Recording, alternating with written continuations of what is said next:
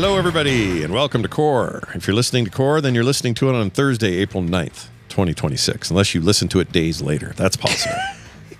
You know? I don't know what people do. I'm not here to... I love a good introduction that makes a declarative and then immediately walks it back completely. That's better than If you listen to this show, you listen to it on Thursday. That's right. Unless you don't. Unless you don't, and then... Welcome to Core. I'm not here to judge, you know? Listen on your own time. It's up to you. We're just here to provide it, then it's done, and then you just decide. It's fine. I'm Scott, and that's Beau, and that's Jon. Hi. How's it going, Beau? What's going on in Canada this week? Anything fun up there going on? Not much. We're trying to get rid of the snow up here. I'm still vacillates between freezing and mild. Send some my way because we didn't get enough this year. It was low. So, you know, we'll take it. Yeah, I'll put Send it some my way because it's 90 degrees out and then it gets us water, I guess. Yeah. I mean, Oh, that's by the time right. it gets to you guys, it'll just be water anyways. Well, Jon, Well, we need that too. pretty sure some combination of Colorado and Utah, we sell all our excess to parts of California and parts of Arizona. And so it's very possible that this summer you could be drinking water that was made right here. You know, you could be drinking my water. Yeah. I drink your water. I drink it up. I drink it up. I watched that again the other day. Don't ask me why. I love that movie. I got in a mood, and it's so good. Gosh dang Get it. some snow. We live in a desert. You do a really good... I forgot the character's name. Daniel Plainview. Plainview. Right? Yeah. Daniel. Staniel. I have a straw. See? Reaches all the way. I don't know how you see that movie, and then if you're Tarantino, you see that movie, and then you go start smack talking. What's his face? Who played the preacher kid? Tom Dano. Dan Dano. Paul Dano. Paul Dano. Dan Dano.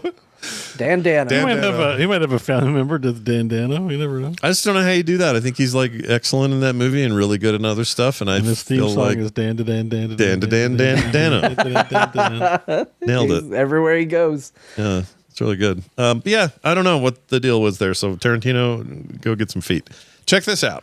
I got some good news for the day. It is only today. So when you're listening to this may matter. If you're listening to it right now or later or whatever, and you've been trying to get your hands on the Core Gaming Desk Mat, today it's on sale for some dollars off. Normally this thing's like pushing $25. Right now it's 19. But for today only, it's a sale. And if you wanted to have this thing on your desk, looking all sweet, where's the picture of the desk? Oh, I don't have it. Anyway, there's a picture of it on a desk somewhere in here. Anyway, it's awesome. It's huge. It's beautiful. I'm touching mine right now very lovingly as we speak.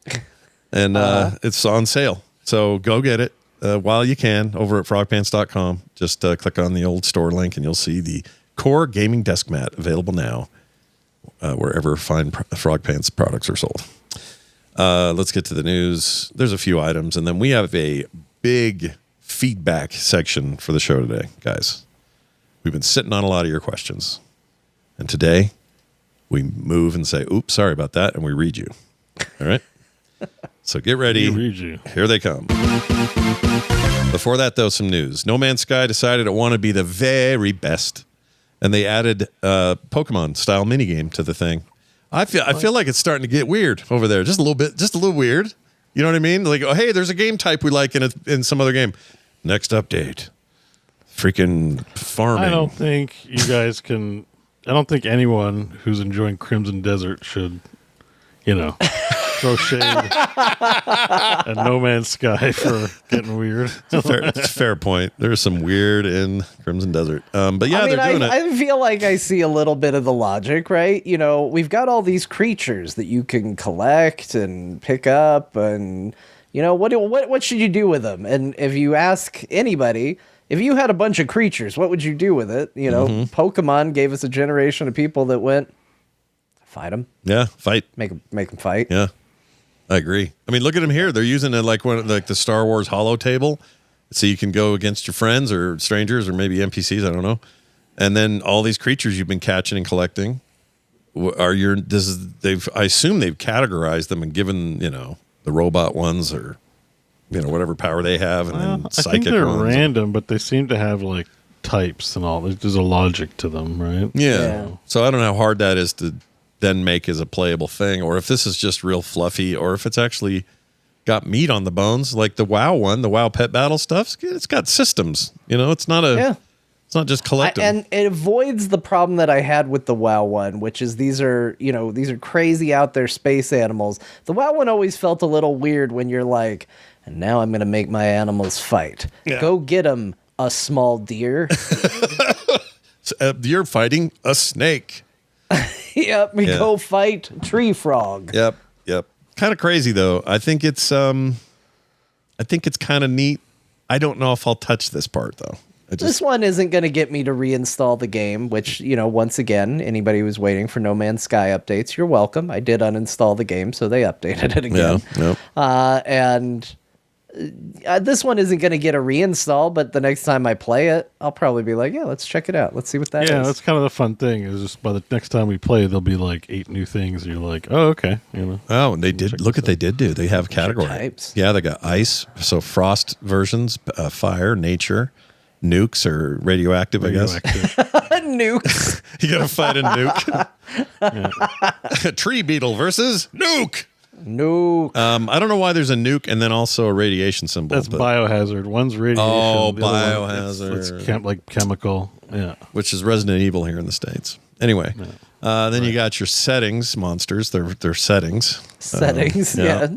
And then your bubble monsters. I mean, I assume that's like, robots. That's mechanical, probably. Yeah, but I do like the idea that somebody is like clicking it and they're like, I can't get into the pet battle settings. I keep clicking it and the settings won't open. They won't work. It just keeps showing me the robots I've collected. What's going on? And then there's bubble. I don't know what the bubbles are. Probably water. Poison. That looks like poison. Okay. You think it's poison? Could be water. I don't that know. Reads poison to me, but it could be water, I guess. Yeah.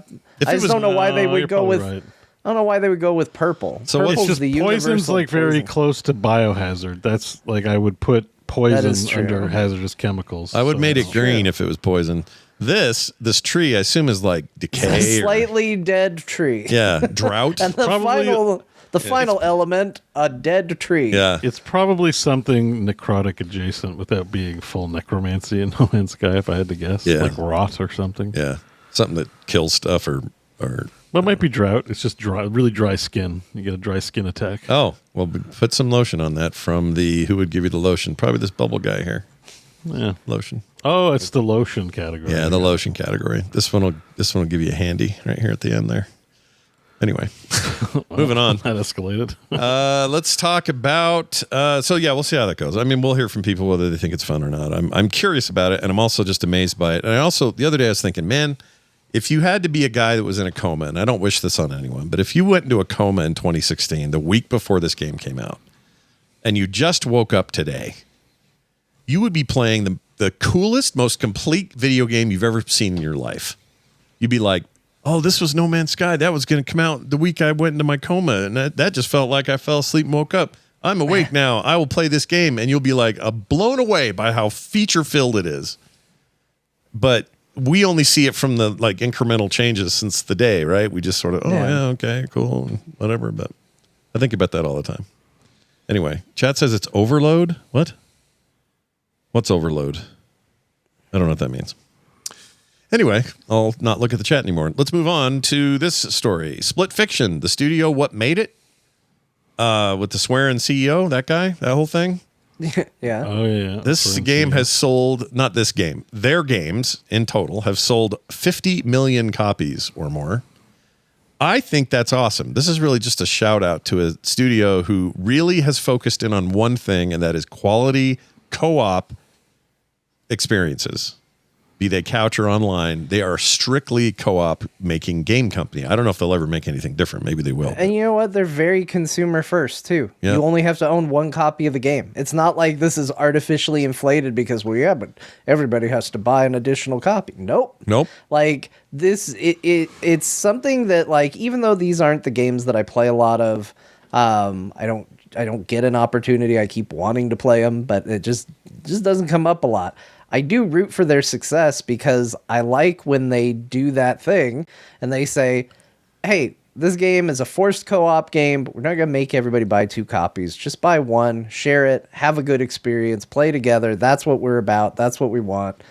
And I think that's awesome. I do too. I root for that sort of stuff because I feel like the big companies would think like, what? You only buy one of our product, but why buy one when we can make them buy two? Like, Yeah, it's true. And this just shows that you can achieve great success with great quality and focus and all the things that they do. And in theory, if they sold 50, was it 50? Yeah, 50 million copies of their games, potentially 100 million people played them because, like you said, the other half doesn't have to buy it. They just download the thing. Unless they're fudging the numbers here and counting client downloads as another, copy of the game, but I don't think so. It's not sold, right? Sorry, cough. Oh, geez. Okay, hit the button. Scott's like, I really needed you guys to answer that right question because I'm about to cough and nobody wanted to answer it. I was really hoping. That was the moment I was hoping for. Okay, I'm good. I think. Anyway, I'm at the stage of this cold which started a week ago, where now everything's fine, but once in a while, I get really dry and you cough until your head blows up. Oh, it sounds awful. Yeah, sorry, bud. That's terrible. I'll make it. I'll be all right. I'm in a great mood today, so that helps. Yeah. Oh, but now my eyes are blurry because I just coughed. All right. All right. John, move on. pick it up from here. Yeah, John. pick it up from here. Split Fiction. Just kidding. Split Fiction, everybody. What a game. Play it. What a season. Looking forward to whatever's next. And speaking of next, Beau, tell us about Graveyard Keeper. Yeah. I don't know much. I just saw that it was free before the show, and I thought it'd be great to let our listeners know. Yeah, you should get that game. It's great. Keep a graveyard, like you manage a graveyard. Yeah. And there's a part 2 coming, so as part of the promotion, they're giving away the first one for $0 on Steam. And, it Totally doesn't worth happen it. every day on Steam. Have you played? I haven't played this. I played a lot. Imagine Stardew Valley, but with corpses and yeah, stuff like that. Yeah, it's really kind of a Oh, weird. it's got fishing. Yeah, it does have fishing. Yeah, I'm so excited to talk to Beau about the fishing that's in Crimson Desert today. The John mentioned it last week, which really helped me this week. But I'm saving it. But it's an amazing thing in that game that will make Beau happy when he finally plays. Because Can I throw TNT into the lake? I mean, there is some.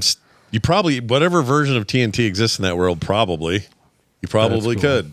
I haven't tried that yet. But. I'm looking forward to hearing all about fishing. But Graveyard Keeper is definitely one to grab, especially because it's free. There's no point not to. If you have a Steam Deck, it runs beautifully on there. And it is, like I said, it's like one of these cozy town farm, Stardew Valley vibes, but kind of macabre and a little bit morbid because it's all about corpses and managing graveyards. And there's some fantasy elements to it I won't get into, but, a lot of gathering and keeping stuff up and selling plots and a day-night cycle that makes a difference for certain things. It's a cool little game. Like a tech tree, it looks like too. Yeah. It's probably. I remember seeing it and always was interested, but just never reached a point where I'd play it. So now I get to try it for free. Which is nice. Yeah, the big F, free. Get it. And then one final note. Beau was watching this before we started the show. The Overwatch announcements. We have a new hero on its way on the 16th, did you say, or 12th or something like that? Yeah, next Tuesday. Next Tuesday. 14. Next patch. Tell me who she is. What's her deal? What's her thing? Yeah. It's Sierra, not to be confused with Sierra Online. Mm-hmm. She's point and click. Oh, man. Yeah. And that'd be cool for all her abilities, right? I would have been excited for Sierra. Combine a toothbrush with a piece of paper. I would love that. Anyway, but that's not what it is. Yeah, she's basically she has a grappling hook, but it only and a drone, and then she shoots the drone out and grapples the drone, and it looks like fun. I'm into it. And for those already asking, can she take the cat out of the sky? We don't think so. Right? We don't think so, but she does have auto aim. It looks like how Soldier 76 has aim hack as an ultimate. Yeah, I think she just does that as like a regular part of her day.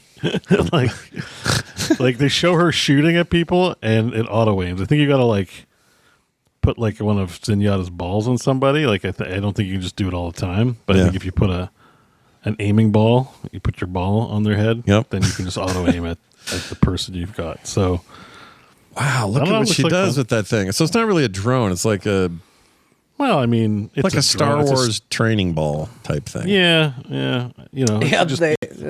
A drone. Yeah. Yeah, it's a drone. I mean, it is a drone. It's, Like a drone. it's just you don't control it like a drone. Like it doesn't move around. It's stationary. But you basically make your own grapple point and then grapple. It doesn't look like the thing that makes you deeply uncomfortable when you see it floating above your house, thinking which one of my neighbors is spying I on. hate that. Oh my gosh, dude, I hate that so much. We get it all the time, and they're supposed to be outlawed by our HOA, but everyone still does it. So I'll be outside doing yard things, and you'll hear, makes me want to shoot somebody. Like Overwatch. So this looks fun. She looks like a high skill ceiling to me. High skill. High skill. High skill. You know what I'm saying? Yeah. Like just Yeah. where to place that thing. What's the cooldown on that? Did they get into that? I mean, she's definitely giving me Sojourn vibes. We haven't seen the cooldown of it, but like Sojourn's very I play a lot of Sojourn. Yeah. When I was playing, very mobile, in the air a lot, and shooting a rapid fire gun. Kind of has sort of the same vibe. Oh, but and then there's her void thing. Tell me about that. Look at that. well, the hole that she makes. Yeah. I don't know. I don't know if that's a teaser for new maps or if she can literally make a hole, because it looks like it's a map thing. We're like standing on a specific square, Yeah. but maybe she can make a hole anywhere. I don't know. Yeah, Like, because I that's- would think that if it was an ability, it would be like a graphic that appears because it wouldn't affect the actual geometry of the stage. I think the thing that bothers me is how did the floating cat fall in a hole? Yeah, the cat forgot he can fly. But however, I mean the cat just floats at all times, so it's weird that I think they just put that in there to make people happy because they're mad at the cat. Oh, is the cat currently an annoyance for most players? Yeah, like I don't know if the cat's like a broken hero, but it's like he's just very aggravating to play against because Yeah. he is a trolly character by nature. It's a cat. The cat goes meow meow meow meow meow, Yeah. and I know they've nerfed him a little bit because he had like a melee. You can upgrade because you get talents in the game, right? So at level, there's only 2 levels of talents, but the first level you take an upgrade to your melee attack that adds like more damage and like a poison to the claw. Yeah. So you just, as soon as someone's low, you just zoom in with your nitro boost. You give it some nos, and zoom right in on somebody and scratch them and go meow meow meow meow meow, and they die. I think it's just a really aggravating way to play. At least I hope it is, because I've done it to a lot of people. I mean, it seems super frustrating if I'm on the other end of that. The ult, basically the ult is you pick up someone on the enemy team, right? Yeah. So you always target the tank because it's the most disruptive. If the tank goes down, everyone else has a hard time. Yeah. With the push or with the defense or whatever. And then you just zoom.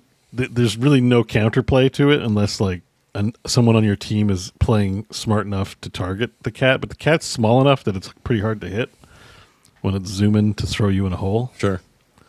It's just aggravating, I think. I don't know if I think it gets banned a lot in competitive, but I can't speak to as like how broken it really is versus just how annoying it is. What's a good analog for a character that was in Heroes of the Storm that people would ban for those reasons, like too spammy or too murky? Murky. Yeah, Murky at the height of his, I forgot about Murky. when he was really strong, Murky got banned a lot. Yeah. And it's even just more annoying because there's so little punishment for dying. Like when you show a threat, like the enemy team will move away and stuff like that and play how you expect. But Murky will just like keep right clicking into you constantly, you know what I mean, without fear of dying, because who cares, and it can be a little aggravating when you have to deal with something that just isn't getting punished for bad decisions. I did a world quest for Murky the other day, and WoW. A new one. Oh yeah, nice. Yeah. He's like a canon character in WoW now. Yeah, he's back now. I don't. Yeah, back it's in like, Midnight? He's like, I was playing in this other game world, and I don't know, they went in maintenance mode or something. People stopped showing up, so I guess I'm back here in Azeroth. Yeah, he's just straight up in Azeroth, and I can't remember what I did for him. It's a world quest that'll probably rotate, so I won't see it for a day or two. But yeah, Okay, but he's in Midnight. he's back, baby. Yeah, get excited. All right, well, there's that. And that's it for the news. It's a light week, guys, for news. I mean, there's stuff that happens, but it's not that. Yeah, it's a lot of like this CEO. I just think, like, what are we going to talk about? RAM prices. What's this week? The scuttle, it gets a little It's a little boring. And then rightly so, John piped up and said, hey, we ought to do some feedback because, we do those once in a while, especially when it's like low news. And sure enough, this is a perfect time to do it because there's a lot that has been piling up. You guys send us all sorts of feedback. We can't always get to them every episode or more than a couple per episode. So today we do that leading up to our break today, and it's going to be exciting. Let's give it its own intro. How about this one? I've used that before. That's fine. Hey, it's a nice chime. Yeah, it's all right. I feel like we're now like that other news sections that in the past, and this new section of email is now in the future. Yeah, exactly. See, I'm glad you're feeling it because I am as well. I'm in a different room now. Well, here's what happens. These came from a few sources. I'll give you the main two. show@core.show is the email address.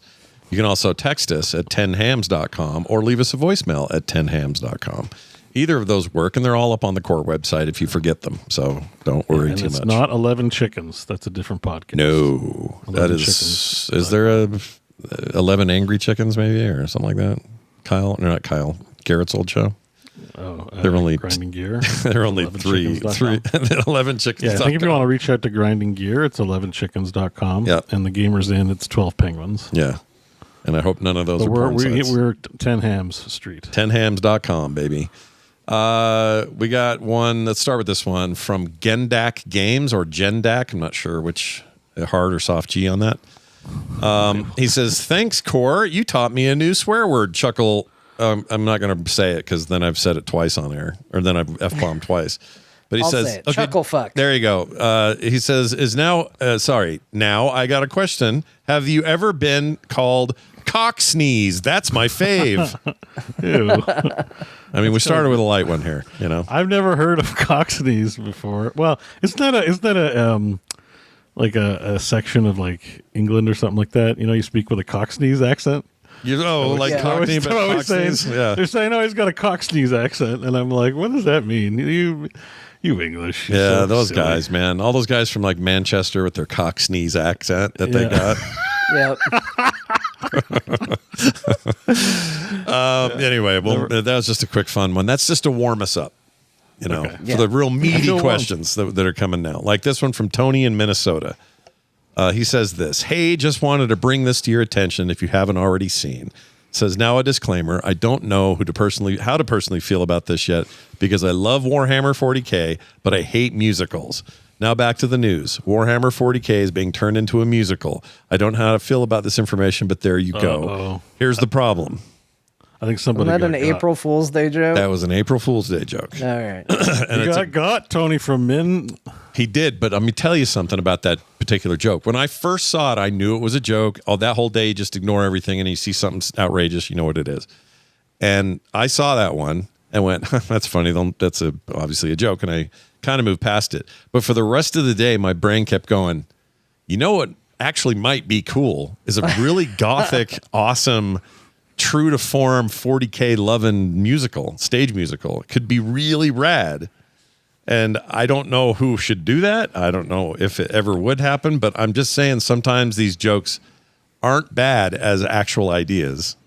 Yeah, get Henry Cavill to get together a team, and let's have our dark Warhammer 40K musical.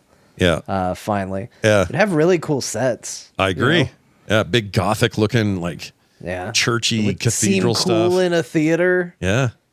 Now you spend the right money, you get the right songwriters. It's a lot of Ezekiel to me. I don't know what you do. Like really go crazy with it. I would go buy tickets to your musical. Let's go. Also, then it got me thinking, well, what other properties, IPs that we're all interested in would we want to see in musical form? And one of them that came to mind to me would be Expedition 33, the musical. Oh my God. That'd be because I've already got great music in it, right? And just you expand on that, add some songs, do whatever. That'd be a good stage thing, man.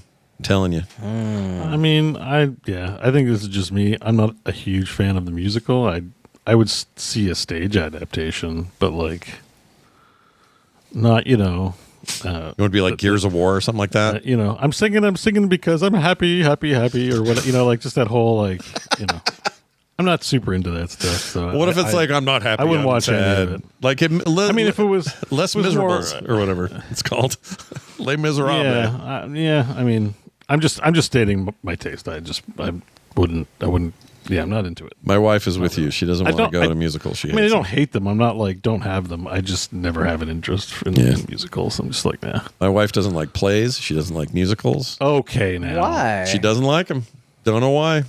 She just doesn't like plays. She doesn't. It's not that plays themselves are a problem. She doesn't like. I should let her speak for herself because I don't know exactly on the plays. The musicals I kind of get because she's just not into them. Is it just boring? I always understand when people say I don't like musicals because it's like, okay, yeah, I think there is a certain taste to that. I like them. I've liked them ever since I was a little kid. One of the first things, I was a little kid. My parents took me to go see Phantom of the Opera. Oh. And I was like, this is amazing. Yeah. I made them get tickets to go the next night before we went back home. I was like, I have to see this again. Holy shit. I loved it. Now, it doesn't mean I went to every musical I ever saw. I was very picky, but I was all in. I was like, this is fun. Okay. But I also understand that is like somebody suddenly breaking into song is not going to be for everybody. That's easy to understand. But the idea of watching a live performance and being like, no. The one exception she has is she really liked Hamilton. So did I. I think that might be the only one though that she really likes. She likes Disney movies with music in them. Like that's fine. Those kind of movies are fine. I mean, they can be entertaining and stuff. Like I said, I don't hate them. It's just I'm never like, man, I need to see a musical. But you just, right now you go see a Mammoth play, right? Like there's no music in them, but you know what I mean? Like, I mean, I just see any play. There's lots of there's lots of theater I like. Like it's not. I'd watch a lot of stuff, but it's just the musical part. I get, if you're into it, maybe it's great, but like most of the time, I'm just bored. I'm just like, okay, I get it. Yeah, you could play the video game instead of watch the musical about 40K. You could actually just play 40K. I kind of feel like obviously this thing was fake. Tony got taken a little bit by it, but I think it's actually fair that he did because I think it's kind of a neat idea. They're never going to do it, but if there was any IP with like the texture to create something like that, this around it, it might be this. So I think Halo would be good. I mean, I think there's enough people. It would be interest. Okay, so it would have to be like a very limited run in a place people would go, see it. But yes, I think they could. You could definitely. I mean, you can do a lot with musicals, right? I mean, it's not. Yeah. But Warhammer, it. Like you would be doing it for the novelty of it because it's not exactly a world that seems like musicals would be heretical in this world. Oh yeah, you're busy doing war. Why are you doing musicals? You wouldn't do anything. Art is dead in the 40K. I would expect something more operatic from a Warhammer thing than something along the lines of the musical. Yeah, I agree. If you were to incorporate music, I mean the books just are being on theme. The books are pretty over the top and melodramatic and stuff, and they would make pretty good fodder for that sort of thing. I just don't like. When do you go? The music swells and you go, I never did see a tyrannid that I didn't like. That's a good line. Or whatever, like that. It just doesn't. I just don't know if it flies, but maybe it does. Yeah, that's what I mean. Like it would have to be something specific. Like maybe it's Eldar, or if there's a faction where it makes sense. Maybe I don't know. I don't know. Yeah, the idea doesn't excite me, but I'm sure you could make a great musical out of a lot of stuff. That reminds me, I got to ask you both because you're both mega fans of the Mass Effect universe. The TV show got rewrites because the producers felt like it didn't aim for a broad enough audience, which sounds like the problem with like the Halo show was they were trying to reach an audience that weren't Halo fans. And whenever that happens, you kind of get yourself a little bit of trouble. I don't know. It's going to be poo. Like that's the whole thing is like you need to make the thing it needs to be. Anytime someone's like, I don't think this will sell well enough, that's a recipe for disaster. Not guaranteed. I would say it's not a 100% bad issue. But generally, I don't know. It's a red flag. It's not a good sign. Red flag. Yeah. Yeah, good point. The bad sign. Yeah, but maybe that's not a good sign, because why are you making the show if you're not making it for the people who like Mass Effect? I agree. What's even the point? Mass Effect is so hyper specific toward its fan base. I understand the desire to go, well, not sci-fi. People love sci-fi. We can blow it out, make it more approachable to everybody. Star Trek it up or whatever. I understand that, but that's not you want to cater to us in this case. You aim for the fans, and the net that brings in more people is that you're doing it in a medium that isn't video games. Well said. That's the net you're getting. You're getting people that might have liked that stuff, but we're like, no, I don't play video games. Now you're getting them because you're doing it in a new avenue. It's not, well, we need to change this, because now you're letting people that you had on board out to capture people that hypothetically don't give a shit. Yeah. Yeah. I mean, it's the problem that I think every high finance IP faces, just generally. You want to grow, you need to bring in more people. You play to your base, but you got to bring in new people. And if you feel like you've tapped out on the nerd market and you want a broader audience, then you got to make sacrifices to the reason that made it cool in the first place. Oh. And walking that tightrope is like literally every big gaming franchise's problem right now. Mm-hmm.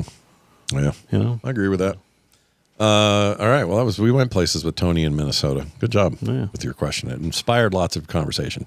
Patrick F. says, hey, core crew, wondering if any of you have seen that StarCraft tabletop minis set that are up for pre-order.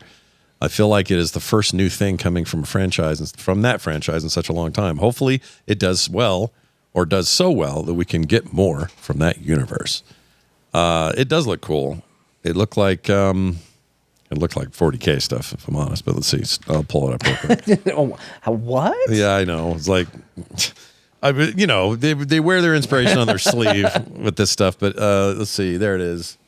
They actually have an official site for this. Pull this up here. Oh my gosh, what are we doing? Just the United States. That's fine. Okay. StarCraft tabletop miniatures game set. If I can find this, do they have any pictures? Maybe not. Well, anyway, I don't know where you can see the minis. StarCraft-TMG. Yeah, StarCraft-TMG.com. And I can't find maybe it's under about the game. I can't find pictures of the minis. They do look really good, though, when I have seen them. Here we go. Here's some. Here's a Terran. What is it? What are those called? Well, there's some bundles at the bottom. They're on pre-orders right now, so it looks like there's a Founders Editions starter set. Look at the medic, dude. Zergan Terran. Medic's badass. Jim Raynor. My dog. Your dog. Jim Raynor, the female dog. My dog. It just sounds like you were just really into Jim Raynor, my dog. Yeah, it should be clear.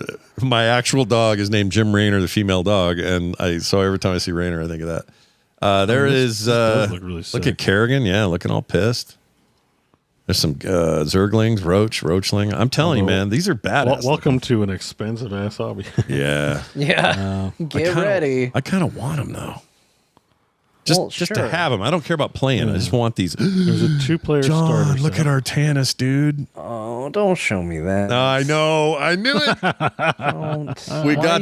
Why you gotta do this? We got to the me? center of John's Tootsie Pop right there with Artanis. We sure did. Right in the middle. Zealots. Man, the Zeratul one looks fucking badass. Where dude, is he? actually. Whoa, where? Oh. So if you go to view all, you can see all the products like right from the homepage. Look at the pylon.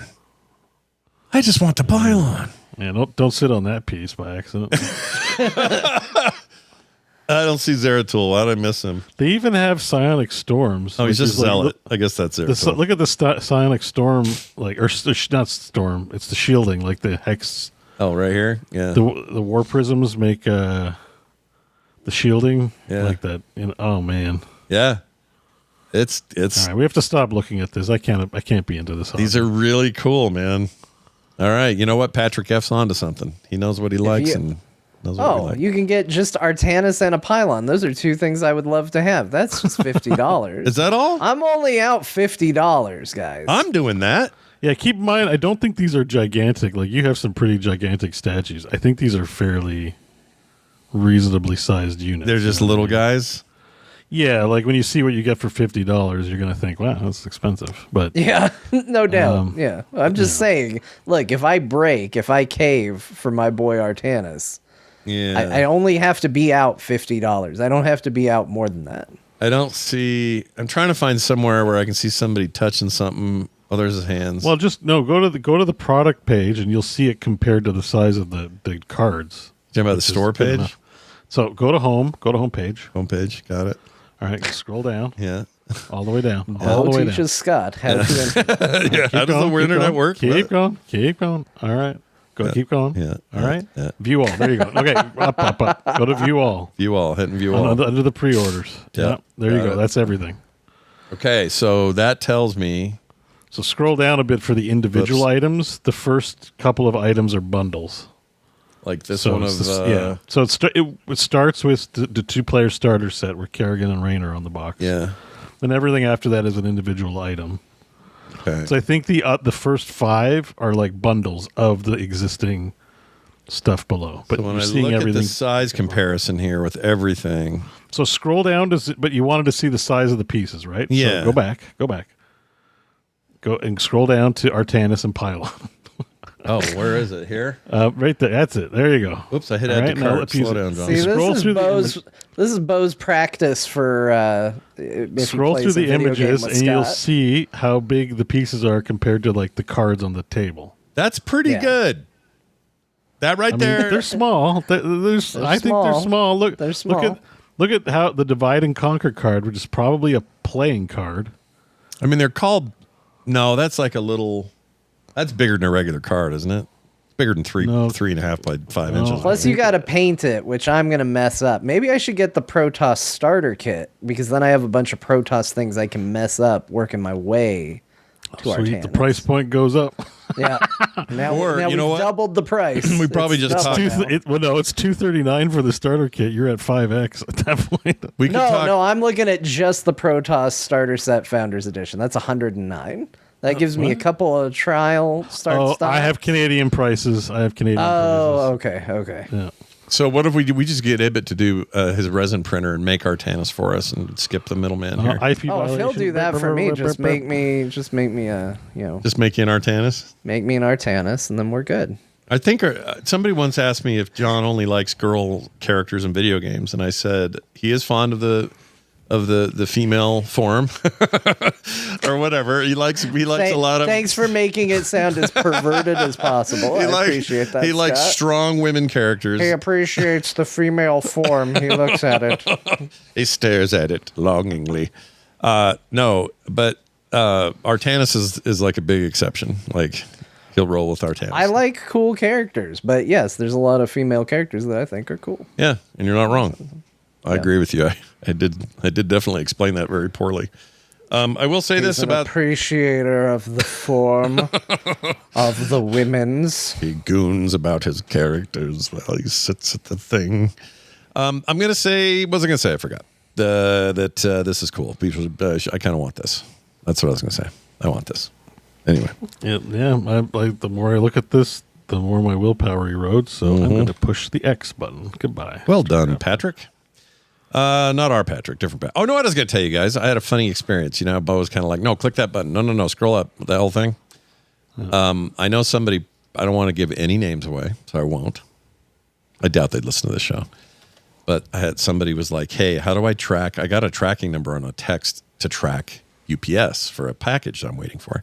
How do I do that? How do I track it?" I said, "Well, there's a link, right?" They said, "Yeah." I said, "Now click that link," and it opened up to the page where it says, "Is it the center getting packaged?" Then there's all these options for when it will ship and when it's in transit and all that.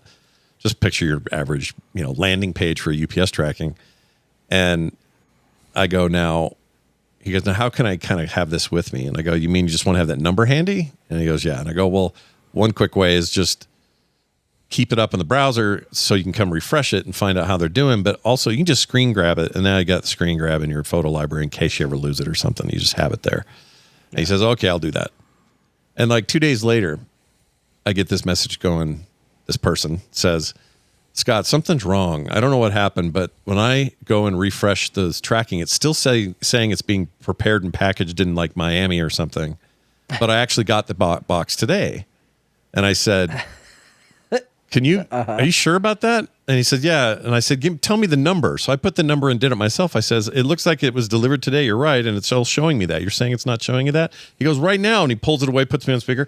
"I'm doing it now. Refresh. Same thing. Refresh. Still in Miami. Refreshing Refresh." the image. He was refreshing the screenshot.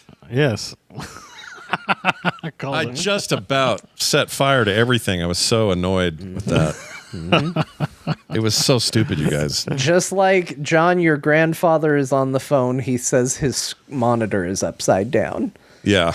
And I went, "Can you tell him I'm not home, please? I don't want to do this call. Yeah. I don't want to be on this call." What does that mean? His monitor's upside down. Yeah. What did it end up being? You told us before. What happened to the... Apparently there is some keyboard command that will rotate your display or something. Yeah, there's a and shortcut for it. he bumped those keys and he had rotated his display to be upside down. And I was like, but it took a while actually, because I don't think he said my monitor's upside down, because that assumes that he knows there's a difference between monitor and computer, which he absolutely did not. Right. So I'm fairly certain that conversation was, your grandfather's on the phone. He says his computer's upside down. And I probably would have gotten on the phone and said, "Have you tried turning it over? Have you tried flipping it over?" Did he use the term skiwampus by chance? Because that'd be a great word. Cattywampus? Cattywampus, even better. Yeah. That's even better. He might have said cattywampus. Yeah, boomers know those words. That's good stuff. All right, enough of that. Let's move on to this one. Hey, Core Crew. This is from Corey. The blow into the baby diapers guy. What does that mean? What? I'm trying to remember what the deal was. Didn't we have we had something happen where somebody talked about blowing into the baby's diaper? Yeah.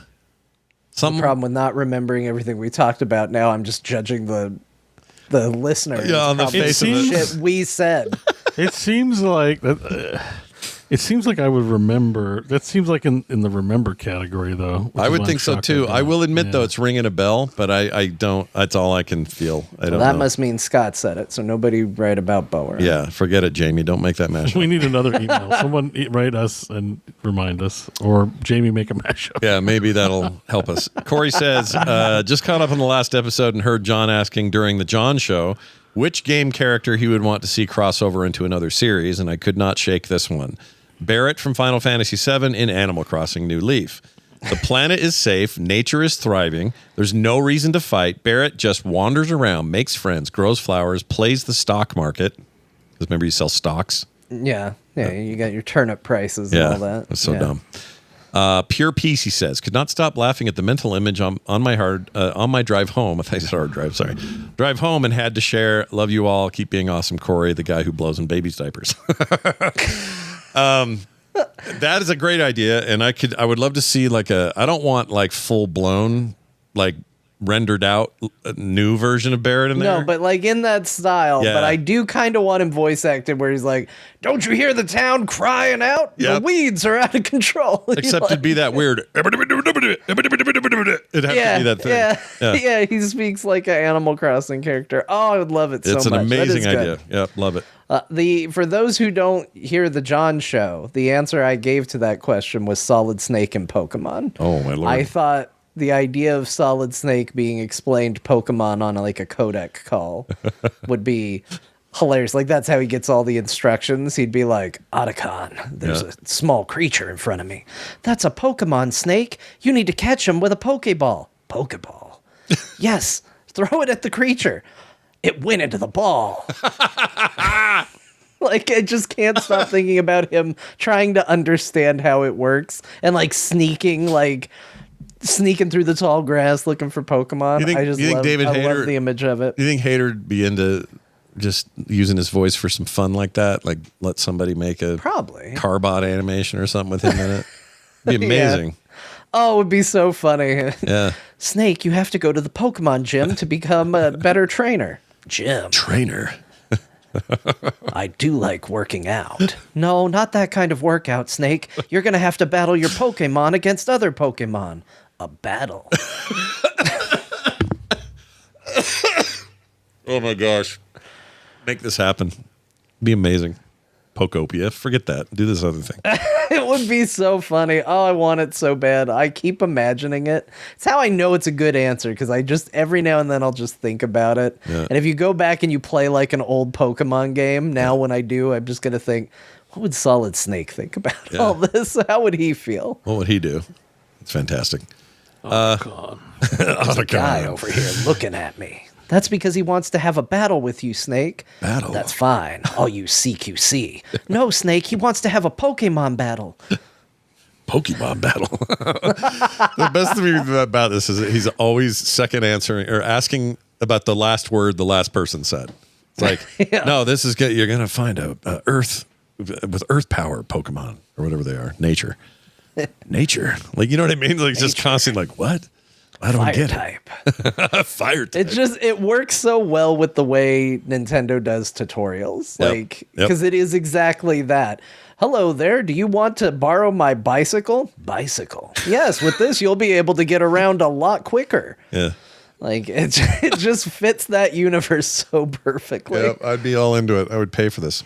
We got one here from Ty. Ty says, I'm 47, and now thanks to Core, I know what scissoring is. Thanks, guys. See? I'm not the only one. Scissordarity. Yeah. But also, I'm not the only guy out there who's this naive to certain terms. I had no idea. I guess. Yeah. I mean, yeah. And now I got a friend in Ty who's, also fellow Gen Xer, being Now dumb. you guys can scissor. Yeah, now we can say, oh, funny enough, I'm watching Prime's got like 24-hour TV channels that they just run for free. Yeah. And like all of them do now, they all kind of have this. And there's a South Park channel. All it is South Park episodes. And they're all mixed up. There's no order to it. So it's like you'll see a really old one, then a kind of newer one, and everything in between. And they got to the one where Mr. Garrison is just fed up with the men of the world. So he goes to a bar and doesn't know that it's a lesbian bar. And he walks in front of the camera. And, normally South Park characters, their hands are just like a paw, like a little round mitten, Yeah. Not just the kids, but everybody. It's like it's just real simple. It's kind of the point. But sometimes they articulate it out to get weird. And they articulate his hands out, and he walks out and he goes, what do you women do? Some kind of scissoring? And he just starts going like this with his hands. Yeah. And I went, where was this when I needed it? That's the reason I thought you had to know what it was because that South Park episode I thought taught everybody what scissoring. I had no idea. I just had never seen it. Never got to that episode before. Got it. Now I'm good. Now I get the reference. They didn't invent it though, right? That's not No, they didn't invent it. It Okay. existed before then. But I think it's existed It's as a long mainstream show. Yeah. I think it's existed for thousands of years. Sure. But it had a name for 1,000 years. You know what I mean? Well, maybe whoever the first scissors were invented by lesbians. No, when was the scissor? Yeah. Funny enough, scissors are actually named after the sexual act. It's not the other way around. Someone went like, you know what? I bet this act of two women could cut paper really well too. Yep. So the earliest known spring-style scissors used for cutting was like 1500 BC. Oh, wow. actually. BC. So- Okay. Yeah, All in right. Egypt and ancient Mesopotamia. So Yeah. scissors. So and they've, I mean. You know why they needed scissors? All those mummies. Because they got to cut all So that. I think it's as old as humanity. Like as long as humans have been banging, we've had scissoring. Maybe I don't know when the word picked up popularity. But Yeah, and that's why I was asking, because maybe South Park did it. I don't know. Or maybe they didn't. I don't know. I mean, maybe the ancient Greeks, had a word like scissoring, whatever it was in Greek. Maybe that's. What if all you knew when you were, like in the ancient times, was the kind of lesbian scissoring, and then if somebody said to you later on, don't run with scissors, you'd say, well, how would that be possible? You can't run. What? I'm diving deeper in. I'm going to dive deeper in AI mode on Google on this one sec. We're all going. So to hell. before scissoring, it was called tribadism. Oh. Well, I can see why we changed the name. Roughly 1601 to the mid 1900s, the act was referred to in European texts as tribadism or tribadism, a term often used in literature and sexual advice manuals to describe this form of lesbian sex. Okay. All right then. So maybe it came along with the Industrial Revolution. Everyone had scissors everywhere. that people did like you did with your hands and went, isn't that like lesbian sex? You are accused of tribadism. How do you plead? Not tribid. I just thought the Xbox was better than the PlayStation. I don't know. Not tribalism, tribadism, scissoring. I had to clarify it. Anyway, where were we? Oh, thanks, Ty, for that. Glad we got to go get off on that off ramp. Everybody thank Ty. If you enjoyed the past couple minutes, Yep. send thanks to Ty. There you go. Trendy Charles wrote in. I don't know why that name's funny. What's a game you bounced off hard but everyone else loved? Beau, give us. I wouldn't qualify my status as having bounced, but it seems like you guys are playing Crimson Desert and I'm not. You would be correct. That is correct. Which is kind of funny. It's kind of funny turn of events. Yeah, how this all went down is actually kind of funny. And also, I've had a real moment. It was an epiphany moment week for me with the game Crimson Desert. And I also did a couple of things that made me go, oh, Beau's going to love what I just did there. Like, I'm convinced Beau's going to love this game. It doesn't fully qualify because it's not like I'm out. I hate it. It's just that you were all in until it came out, and then you were like, and everybody else went, yay. Yeah. I'm like, I'll get to it. Like, I'm not like chomping at the bit, and it's kind of getting updated. So, I'm like, That is where I'm at with Expedition 33. Everyone loves it. I think I would love it, but for whatever reason, I bounced, and I cannot be bothered to go back. Now, Ghost of Tsushima is like everybody's first thought. The problem is I did that game twice. You played enough of it, though. Yeah, and you've put I played a lot. It's not that you don't hate it. I didn't bounce early, and I don't hate it. I really like it. So maybe it's hard. It's a hard one because there's not much I hate. Is hate part of the question? Oh, do you have to dislike? I guess, yeah. I guess there's an implication when you say bounced off. It's not necessarily a given. Yeah, the way you phrased it, though. Yeah. I do think bounced off usually means like, not for me. I'm not interested in it. Yeah, that's what I would think. I mean, mine is pretty well known. It's Hollow Knight. Everybody loves Hollow Knight. I get it now better than I did back when I used to kind of be like, boy, this game's extremely overrated. Like, I've at least found an understanding of why people like that game. But I never finished it, and I never finished Silksong. It's like, yeah, this is cool. I'm good. And you've had your as a result, the love for that series is a little mysterious to me because I'm like, okay. Yeah. That's a good one. I think that's more the spirit of his question. There's very little I just like dislike. I'm trying to think if there's ever been like a... You're not much of a Dark Souls guy. Oh, there you go. You know what? That's it. Anytime I try to play a quote unquote Souls-like or Dark Souls proper or any of that, I bounce wondering why everyone's so into it. Like I just kind of go, it's not that I hate it, but I just go, I don't understand the full measure of love these games get. Yeah, I feel like it's two different categories. I've bounced off of lots of games I like. Like I like Kingdom Come Deliverance 2, but I haven't really played it, and I'm always like, I should play it, but it just doesn't rise to the occasion for me to like want to like go deep on it. Yeah. And mainly it's because of other things taking a priority of greater interest to me. Then there's the category of, oh shit, I actually just hate this thing. I mean, I was pretty turned off by Diablo Lord of Hatred, even though I eventually ended up coming back and playing some seasons. I really didn't like the campaign in that expansion. So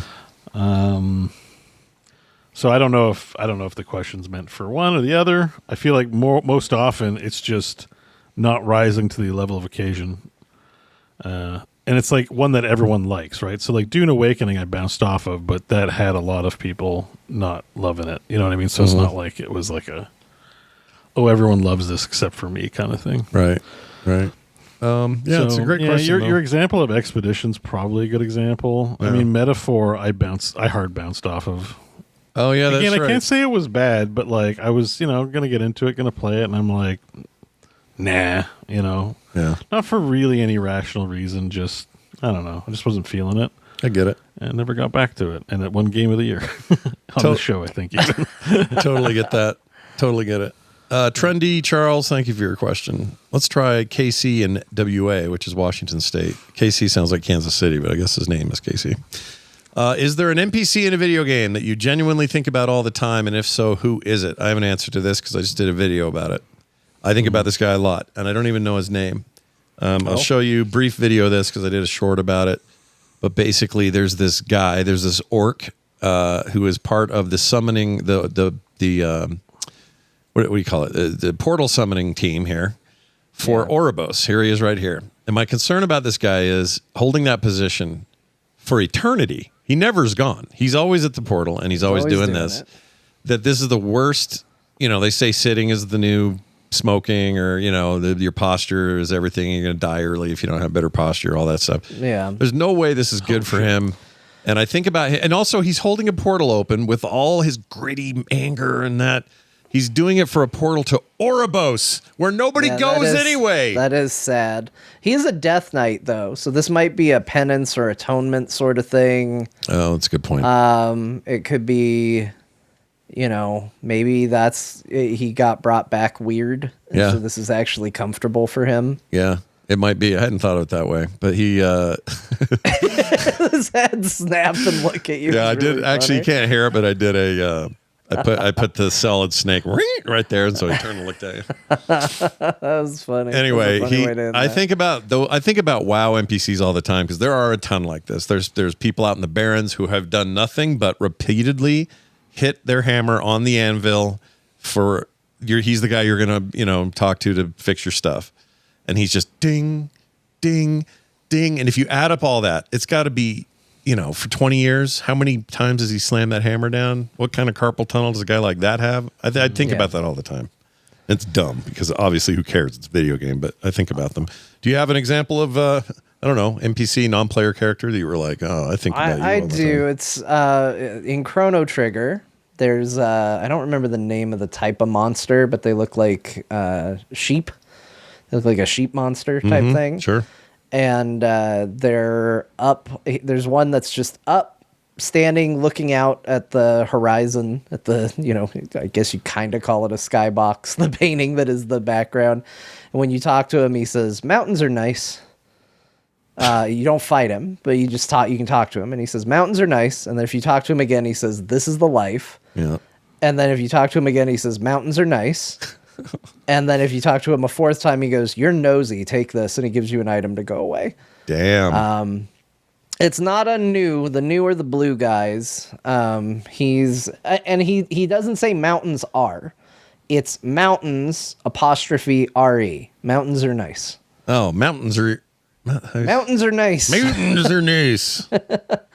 And it's funny because if you type mountains are nice into Google, which is an interesting sentiment, it's the first thing that comes up. A Kilwalla is what he's called. I'm looking that up. That's great. Mountains are nice. Oh my gosh, it is the first result. It is the first result. You know why? So I'm clearly not the only person who thinks about this guy. Yeah. He must have made an impact. That character. I think about him because if I see a mountain, I will think mountains are nice. If somebody is bothering me, there's just this little old SNES meme part of me that if someone comes up and interrupts me, I want to just turn around and be like, mountains are nice. If they talk to me and say, this is the life. Yeah. Mountains are nice. Mountains are You're nice. nosy. Yeah. Go away. Go away. That'd be a very John thing to do, though. Tell him to just go away. So you're bothering me. That NPC kind of thinking mountains are nice should not come up as often as it does because of this NPC. I get it. John or Beau, thoughts? NPCs that have affected your life in a meaningful way? I mean, sure. I think I'm a little brain foggy today, so I can't. I mean, even on a good day, I don't remember a lot. So, Yeah, it's hard. It's a lot of games. I think about all the time. Yeah, I mean, that's just all the time. Probably not. Yeah, probably not. And we don't mean like repeatable story stuff where you can, like in World of Warcraft, I can watch Tyrion Fordling die like over and over if I want to. I don't. I think about playing, Illidan and Heroes of the Storm a lot. Oh yeah. You are his scars or whatever. I just really like playing Illidan and Heroes of the Storm. Do you think we can get him to do? I want to get Liam to yell "I am my scars" from the panel that we do at Nerdtacular this year, and I don't know if he'll do it. I don't know if he can. Contractually, can he? Here's what you do. Yeah. You give him one of those things where you say, hey, can you read what phrase this makes? And you show him a picture of an eyeball. You show him a picture of some yams. Yeah. And then you show him a picture of two mice. Yeah. And then some cars. Okay. Okay. Oh, mice cars. Yeah. I am mice cars. I am mice cars. Mice cars. And you just have him say it very dramatically. Okay. Say, I am mice cars. there you I go. wonder if he'll do it. He's going to hear this episode and laugh and call me. It's pretty impressive that you put that together on the spot. By the way, oh no, John's he's a what do you call it? A wizard of the language. That's what he does. Blows my mind all the time. Of the language. I got to tell you guys a funny, embarrassing story, World of Warcraft story. I get this text the other night, 2 nights ago. Yeah. And it's from, let's see, here it is, 9:30 p.m. just on Tuesday. I get a text from Chris Metzen, and he says this: "You're rocking Dark Portal on your lawn like an old Volkswagen on crates. Mad respect." And I went, "What is he talking?" And I go, "Oh, he's at my house and he's at my housing in World of Warcraft. Why is he there? I'm not ready for visitors. I haven't done shit in there." And then I also set it because you can set it so people can just come look at what you've done. And mine's currently locked. You can't go in.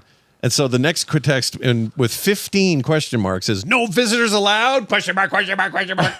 Well, yeah, he wanted to come see your house. Yeah, he wanted to visit. I said, haha, my house is embarrassing. I need to go crazy in there and clean things up. This is a new anxiety. It is now because freaking what Chris if your Metzen. friend also, one of the most legendary developers on the game you're playing, visits your house and it looks like shit? Yeah. You're like, oh, this is a new anxiety. I better keep my house looking nice, or else, Yeah. But then he unlocked his, so now I have no excuse. I feel bad, so I'm going to go. I haven't even been in his yet, but I'm going to go. You guys got to have a house party together. Yeah, we're going to have a little, Oh, can you go to Chris Messen's fridge and eat his food?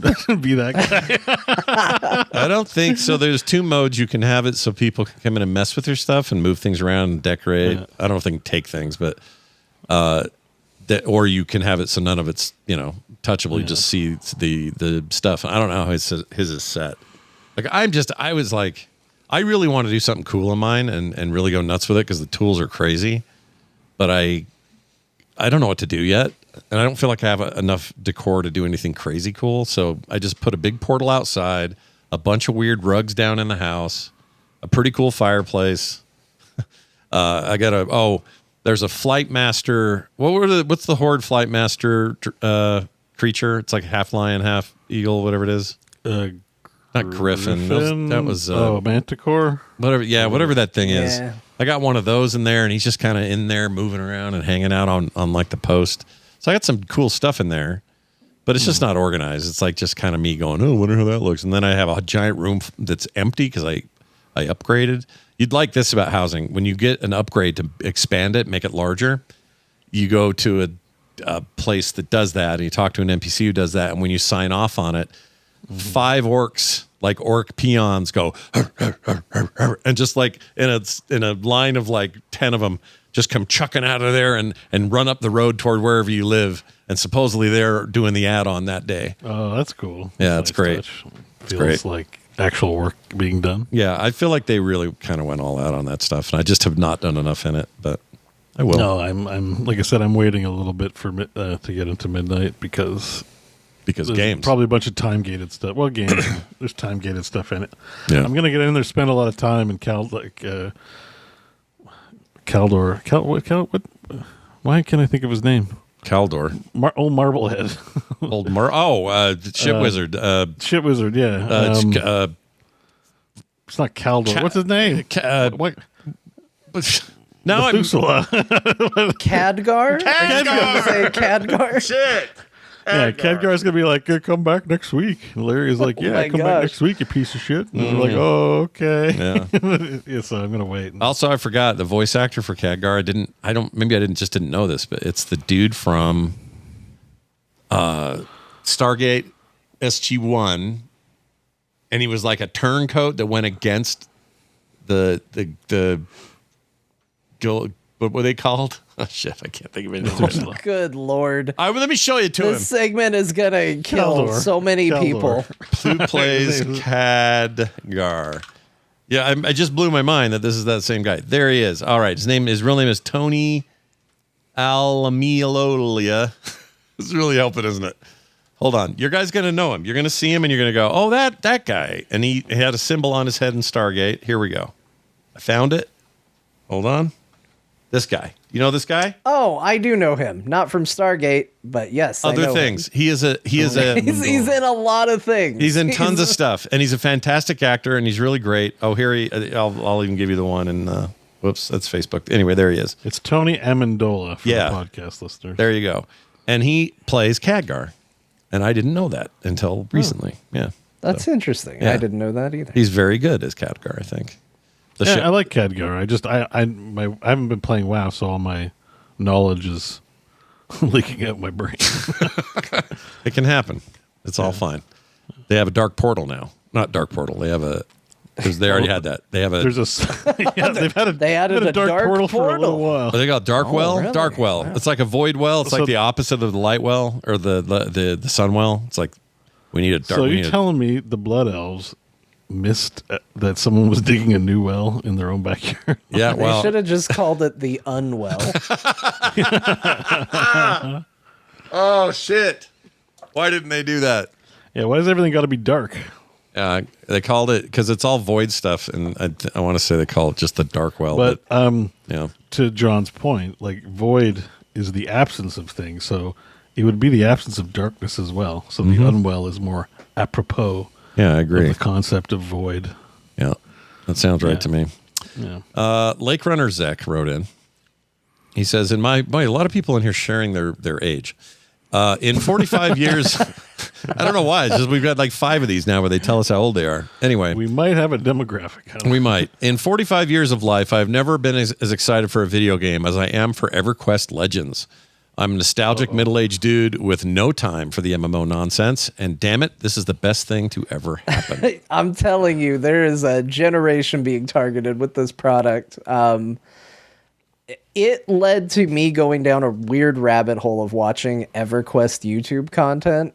Yeah. And it's fascinating because I feel like the prime EverQuest audience is like they're those what do they call them, Zennials, where it's like the mix of Gen X and millennial.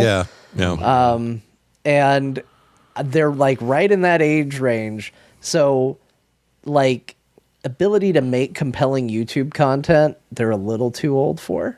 Right. And so all their videos, not all, I don't want to, because people will be like, well, this EverQuest creator's awesome and they make great videos. Yeah. But a lot of what I watch feels a little bit like the first videos you ever made with like, we got our Windows Movie Maker and I'm going to put my gameplay on there. Yeah. I mean, it doesn't have like the stereotypical transitions and all of that, but everything feels just a little, the audio equipment is picking up a little too much ambience in the room. Yep. Everything's just, the transitions are a little awkward. The timing's a little off. And my other favorite thing is every EverQuest video starts with the EverQuest theme. Really? And I don't blame them. It should. The EverQuest theme is amazing, but it is so funny to me that like, oh, I want to watch this EverQuest video. Every single one of them. Like it's how every single one of those videos start. And it has been such a delightful little rabbit hole to go down. Also, like some of the videos that exist are just like people who absolutely know that this exists just to stick nostalgia right into your vein and play it. I spent a embarrassing amount of time. Now, granted, I was playing Crimson Desert at the same time, so it's not like I was zoned in on it. Watching somebody just do the Kinos to Freeport run, which is a kind of notorious run that people used to do in EverQuest because you had to start in one city, but you wanted to go level at the other city, and it meant you had to run through a bunch of higher level zones to get from one to the other because it wasn't really teleporting easily or inexpensively. Like, people weren't given free ports to other cities, and so you had to run it, and it was scary because there's no mini map. There's no, you don't press M and go, well, how am I doing? You had to follow instructions from other people. If you died, you dropped everything you owned and it laid on the ground there, and you went right back to the city you started in and start the run over again. And you had to go through some crazy zones. It's a very famous kind of run that you have to do. And it was part of what made me fall in love with that game, and so I watched a lot of somebody doing it just to see and just be like, man. What's the name of the run again? What do you call the run?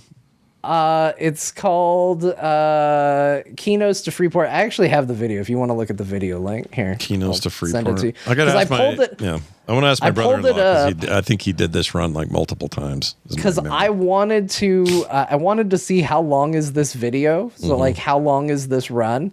It's an hour long. It's over an hour. Oh my Lord. To cross the world, to go from one, and it's not even like the big part of the world.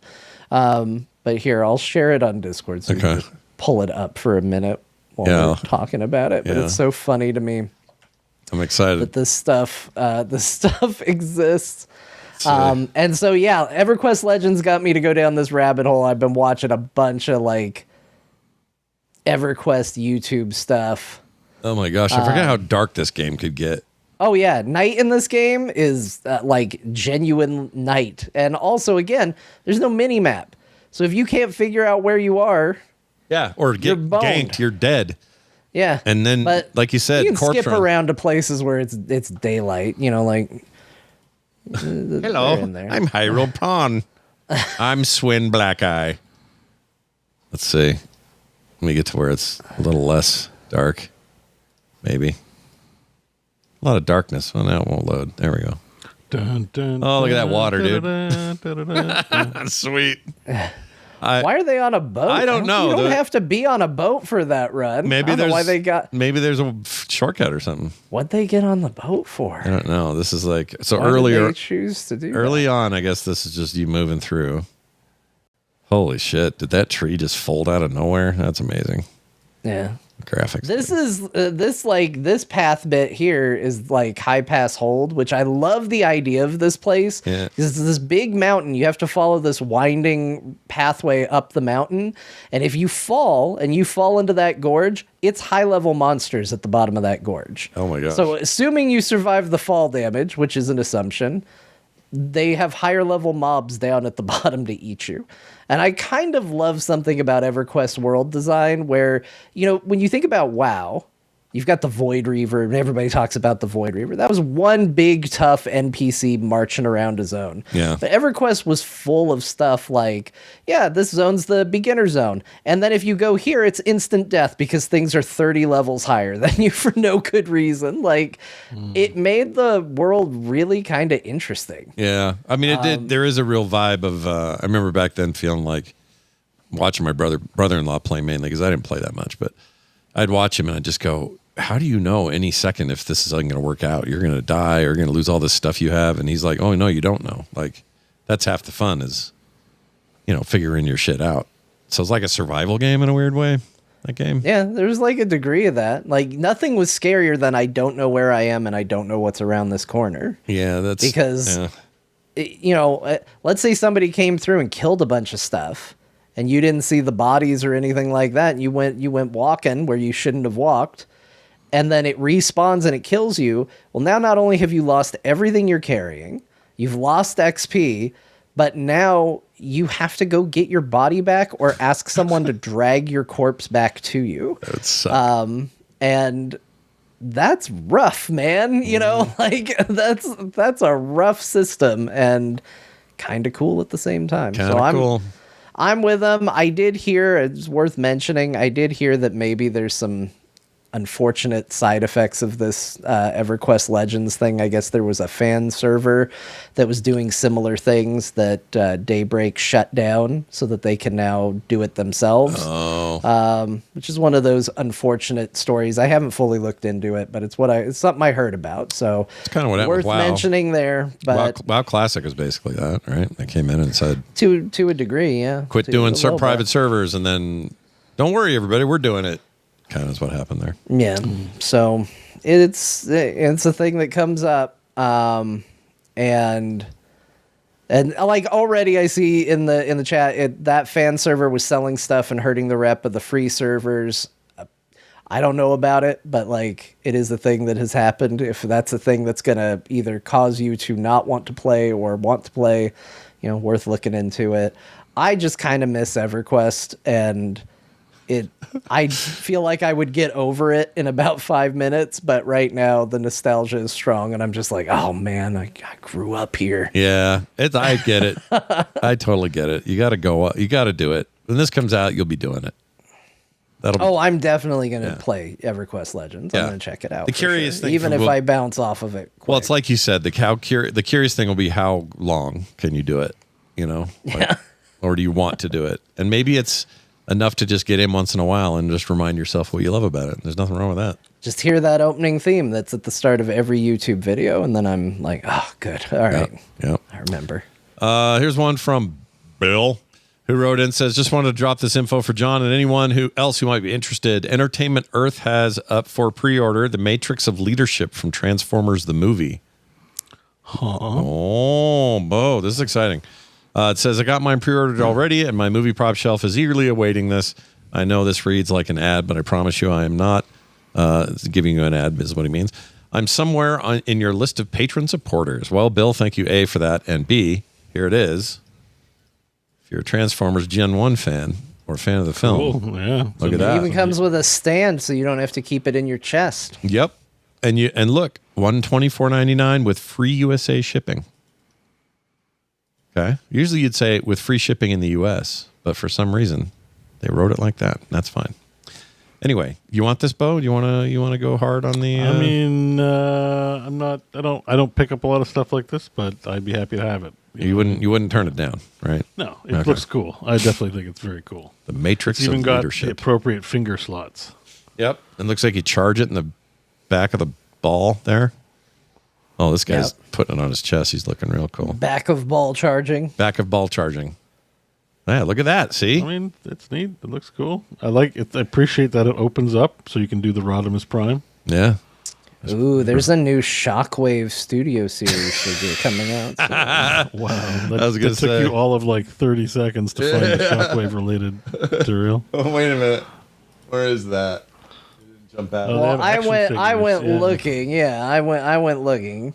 Yeah. Oh, Here, these guys I'll just put the link in Discord. I don't want to walk you through another website. Yeah. I think I found it though. Is that it? Yeah, that's it. Yeah, that's pretty hot. So these are these classics? It looks like all the Shockwaves, but I don't care. I will buy as many as I need. Yeah, and that number is yet to be determined how many you need. So I have not hit the limit yet. Yeah. I've hit the limit of what I can display. Most of them are in a box right now. Yeah. But that is not going to prevent the limit of collection. Yeah. He's cool. They have a lot of like G1 ass looking. Yeah, I agree. Like it's Entertainment Earth. What is this? Do they make them or is this Hasbro making them? No, they're sort licensed. of a distributor, yeah. Yeah, they do licensed stuff, so they do some DC Multiverse stuff. As you can see, that Killer Clown set is up here. I don't know why the Funko stuff is here, but whatever. What else did I see on here? These are classic toys or just reimagined versions that are... I mean, some of them are new, I think. Let's see. This is a cool, classic-looking Bumblebee right here. This is what the podcast has become. We just shop for. I like what Scott found. Cursed Supergirl. Yeah, they ruined what. This isn't fair. She's a lovely person. This is a weird face. I don't. Yeah, that toy is a travesty. That's an F. That's effed. Here, I put a link in our Discord to a cool Bumblebee statue. Let's cleanse our palate with a cool Bumblebee statue. We'll describe it to the listener here. Oh, that actually is cool. Gen 1 Bumblebee. Yeah, that's way What's up with his neck, though? It's a little on the weird side. It's a little weird, but ooh, look at him standing on junk and stuff. I like that. Here, look at this. Yeah, it's pretty good. He's got like a porcupine gun. Yep. Shoot him with a porcupine bumblebee. That's rad. You know what? I like that one. It's about as good as classic bumblebees ever looked, I think. It's only going to cost you $384.99. 380? How 1 to 20 demi-art? Like, and that's U.S., dude. I'll bet Canada's closer to like yeah, it's $6. like $500. Oh my god! But, Yeah. Yeah, they really know that people that like Transformers have a problem. This is true. Yeah, that's how they get you. How much was the one you want, John? I didn't look at the price. Which one? The Shockwave? Shockwave, yeah. 40 something, I think. Oh, that's not bad. That's not bad at all. 42. Yeah, I think those are like the kind of toys you can find. Like they have them at Walmarts and stuff like that. Yeah. Yeah, it's this kind that are a little more exclusive. They're the kind that has your wife say, "Why was the grocery trip so expensive?" You know, like, I don't know. It's wild. This is really expensive grocery. Prices going up, man. Straight Hormuz, Yeah, beef and eggs and all that. It's all getting expensive. Yeah, eggs are so expensive. It's crazy. It is. So anyway, also I got this doll. Anyway, see you later, honey. That's how that conversation will go. It was on sale. No, I think it would go like, "Oh, what's this Transformers toy in there?" And you're like, I don't know. Oh, man, wow. The kid must have put it in the cart. Yeah. That's exactly the one I like. He has good taste. We got to keep it now. I think what we should do is save it as a Christmas present. I'll just keep it in my room. Thanks. Yep. And certainly you won't forget about it so that by then no one will know why. And then when you get asked, oh, why is it out of its box? Wasn't that a Christmas present? You know what? I thought it was mine. Yeah. I like Transformers. I just forgot about it. And now the kid's too old. He wants to drive and stuff. He doesn't care about Transformers anymore. He's got to learn that other things belong to other people. Yep. See? We got a plan. Let's make it happen. All right. Final email before our break. Dave Helms wrote in. Says, you used to play a song on the Frog Pants Network. I think it was either Boop or The Final Score, which was the best Marble Madness remix song I had ever heard. I have searched Spotify, YouTube, and SoundCloud, and for the life of me, I cannot find it. Please help me. It is such a banger. All right. So I thought, I've probably got that somewhere. And I went looking around and I went, is this it? Nope, that's actual Marble Madness. So where's the remix? And I searched and searched and searched. And I came up empty and I realized this is one of the songs that got lost in the hard drive crash of 2012 or whatever it was. Oh, no. You're going to crush poor Dave Helms. I know. So this is what I'm going to tell him. We're going to find it. Somehow we're going to find it. And you know who's going to help me? He doesn't even know he's going to help me yet. But Jamie, when you hear this, Jamie, you're going to help me find it because he's got tools that will help us like pinpoint almost anything we've ever said, done, played, whatever. We're going to find where that is. We're going to track down who made the remix. I'm going to find that remix, and I'm going to send that dude a link to the MP3. That's how this is going to go. That's how much we love our listeners. It's probably OC Remix, right? Yeah, that's where I originally got it, yes. But all that stuff's probably on YouTube by now. You know? It should be, but you could still go to their website, ocremix.org. You know, if we find it this quickly, it'll be hilarious. Search for Marble Madness. Yeah. Do you know what the name of the original was? No. I just know it was Marble Madness, a video game I have great fondness for, by the way. I love Marble Madness. Okay, it might be this one. Let's play it. Let's just see. All right, we're going to test it. Is this it? Here we go. I don't know. Hold on. No. That ain't it. Nope. All right, let's try. Not the one. We'll try 3 of these. Let's see if this one's it. That's not it, but I like it. That's not it, though. That is good, though. Yeah. That sounded good. I liked that. Is it Molten Madness, maybe? Let's try this one. We're going to give it a shot. Nope, that ain't it. That's a person. Oh, wait. No, you're not a song. You're that's a person. not it. I'm telling you, this thing shouldn't be so hard to find, but I'm going to find it. Oh, hold on. Is this it? This is it! This is the song. Check this out. Let this wash over you for a second.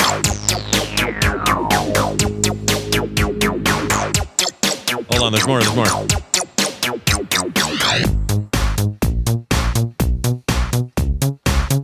Gotta wait for the best part, though. It's pretty good. Now it really starts rocking.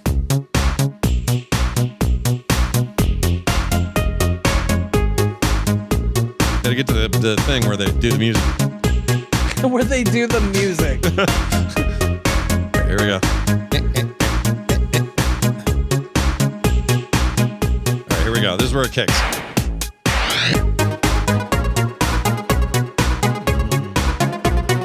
Oh, it's so good. Okay, now, before it's lost, Yeah. ocremix.org, what is the name and who is it by, seeing as we played a lot of it? It is Marble Madness Marble Dance Floor. It came out in, well, it says it was posted in 2014, but I had it way back. Oh, no. 2004. That tracks. It's about that old. So this version of this is 22 years old. That's crazy. That might be older than Marble Madness was when it was made, but I'm not sure about that. Anyway, it's by somebody called Evaluated. Oh, no. It's by Palpable, it sounds like. Yeah, no, I screwed up. I'm reading. This is evaluated by the people at OC Remix, and I thought that was the band. This is by the band Evaluated and Judges Panel. Yep, and Judges Panel. They came together, Anyway, Palpable is correct, and it is called Marble Madness Marble Dance Floor. That's the song, and I'll go also get my own copy back now that I can see it. I didn't know we were going to get there today. That's fantastic. Well, I felt bad. Dave Helms sends in an email, sits in your inbox for however long it may have been.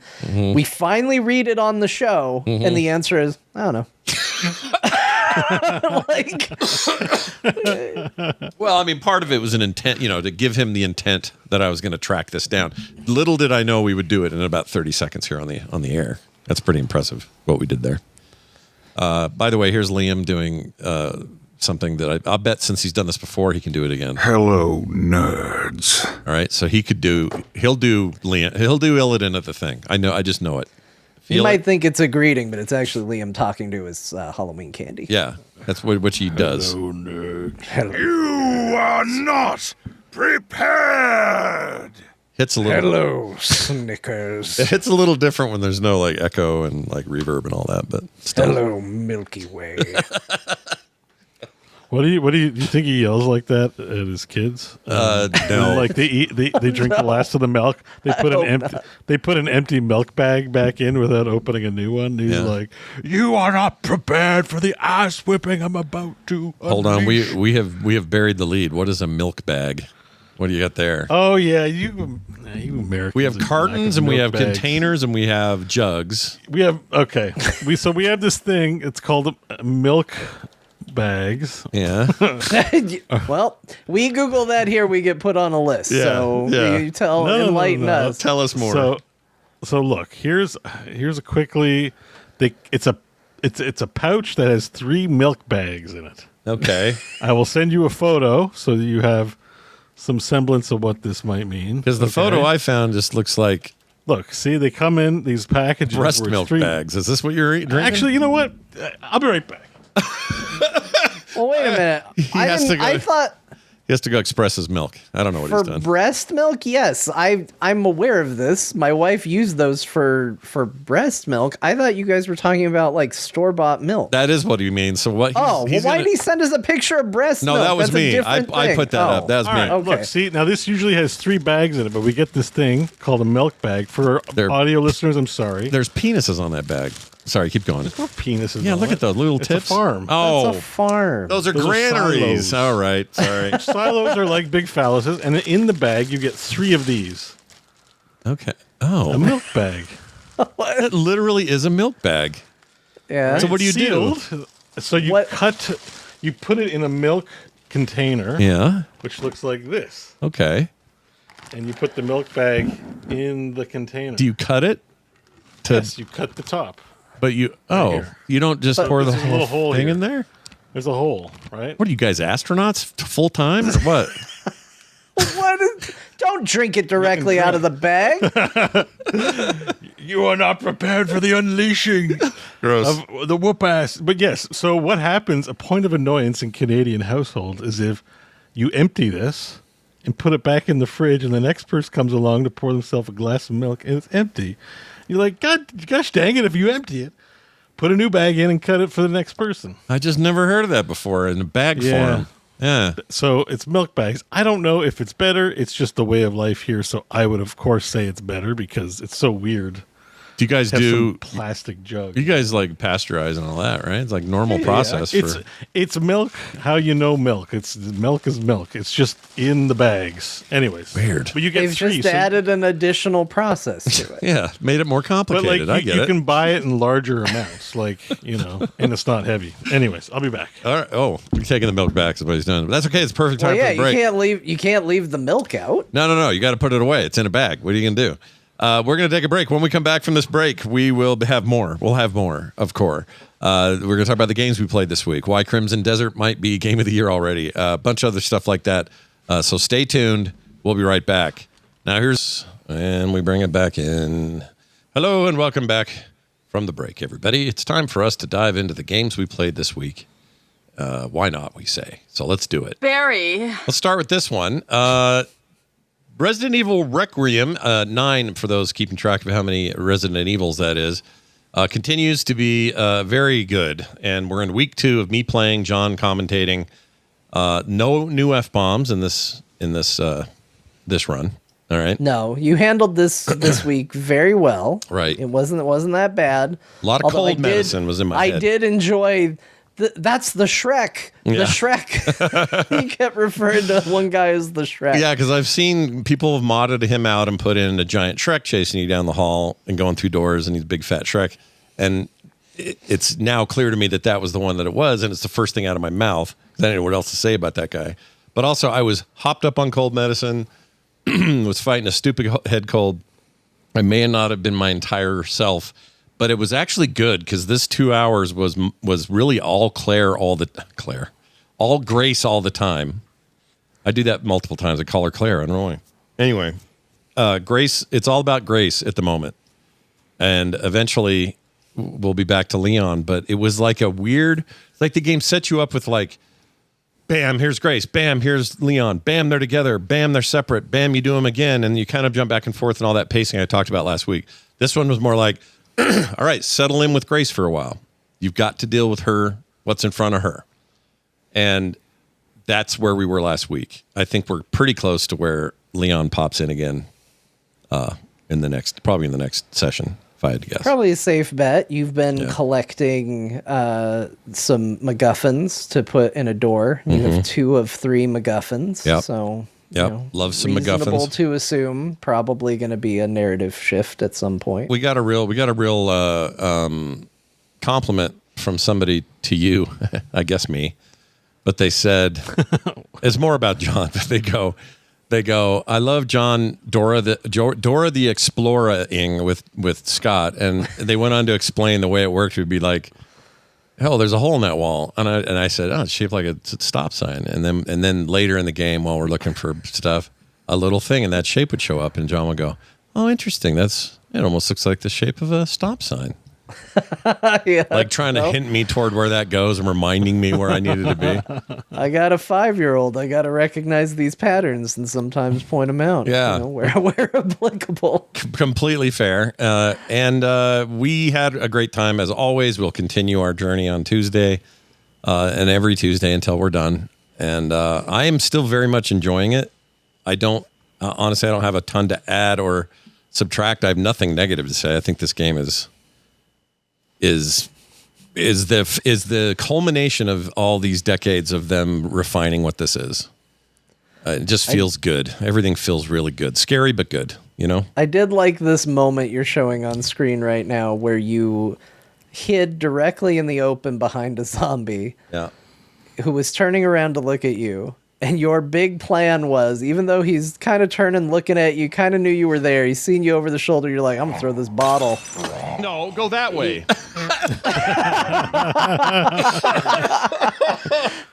Yeah, it didn't go well.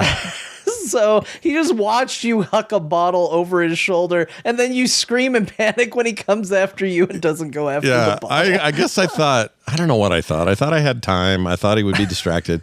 He's a big dumb oaf, so, didn't expect much, but he gets to run around this for a while. I could have stayed in here for a long time, I guess, getting chased by him. I wonder what happens eventually if he starts breaking through tables or if you can get away with that. I think you can ring around the rosy for a while, probably, but you're not going to progress. You're just going to be at a standstill. He helped you out, though. He moved the cart that was keeping you from moving. Yeah, that was great. Then I could run right past him. But he's scary, but he got his in the end. Yep. We exploded his head all over the hall. And he had a key or something in his blood, or I can't remember what he had. The key to the pantry. That was another one where I said, "Is this a man?" No, it's another zombie. Oh shit! It's a good time, and it's up in full on the YouTube channel. Both the shortened kind of Mega Mash version. I did a short one with all the major moments, and then of course the full length one is there along with part 1. So if you want to see this stuff, check out my YouTube channel at youtube.com/Scott Johnson. And come back Tuesday at 1 p.m. Mountain to watch us play some more. Okay. Crimson Desert. Holy shit. Yeah. All right. John's very hooked. I feel like last week the hook had started for you. Yeah. It didn't stop. And it hasn't let up. I came into last week going, I'm still not sure if this game is for me. I understand there's some depth here and there's some stuff going on and I should be just all in and I don't know why I'm not. And then something this week clicked. And I think it's what John's advice was good. He said, play this game like an MMO, a single player MMO. And while I won't, that statement is a little like, it's misleading because it's not like playing WoW by yourself or anything else. It's just, there's a mindset to that world and meeting it on its terms. And once you do that, suddenly it's all I want to do is play Crimson Desert. And I played a lot of it. Probably 20 hours of Crimson Desert with what time I had to play.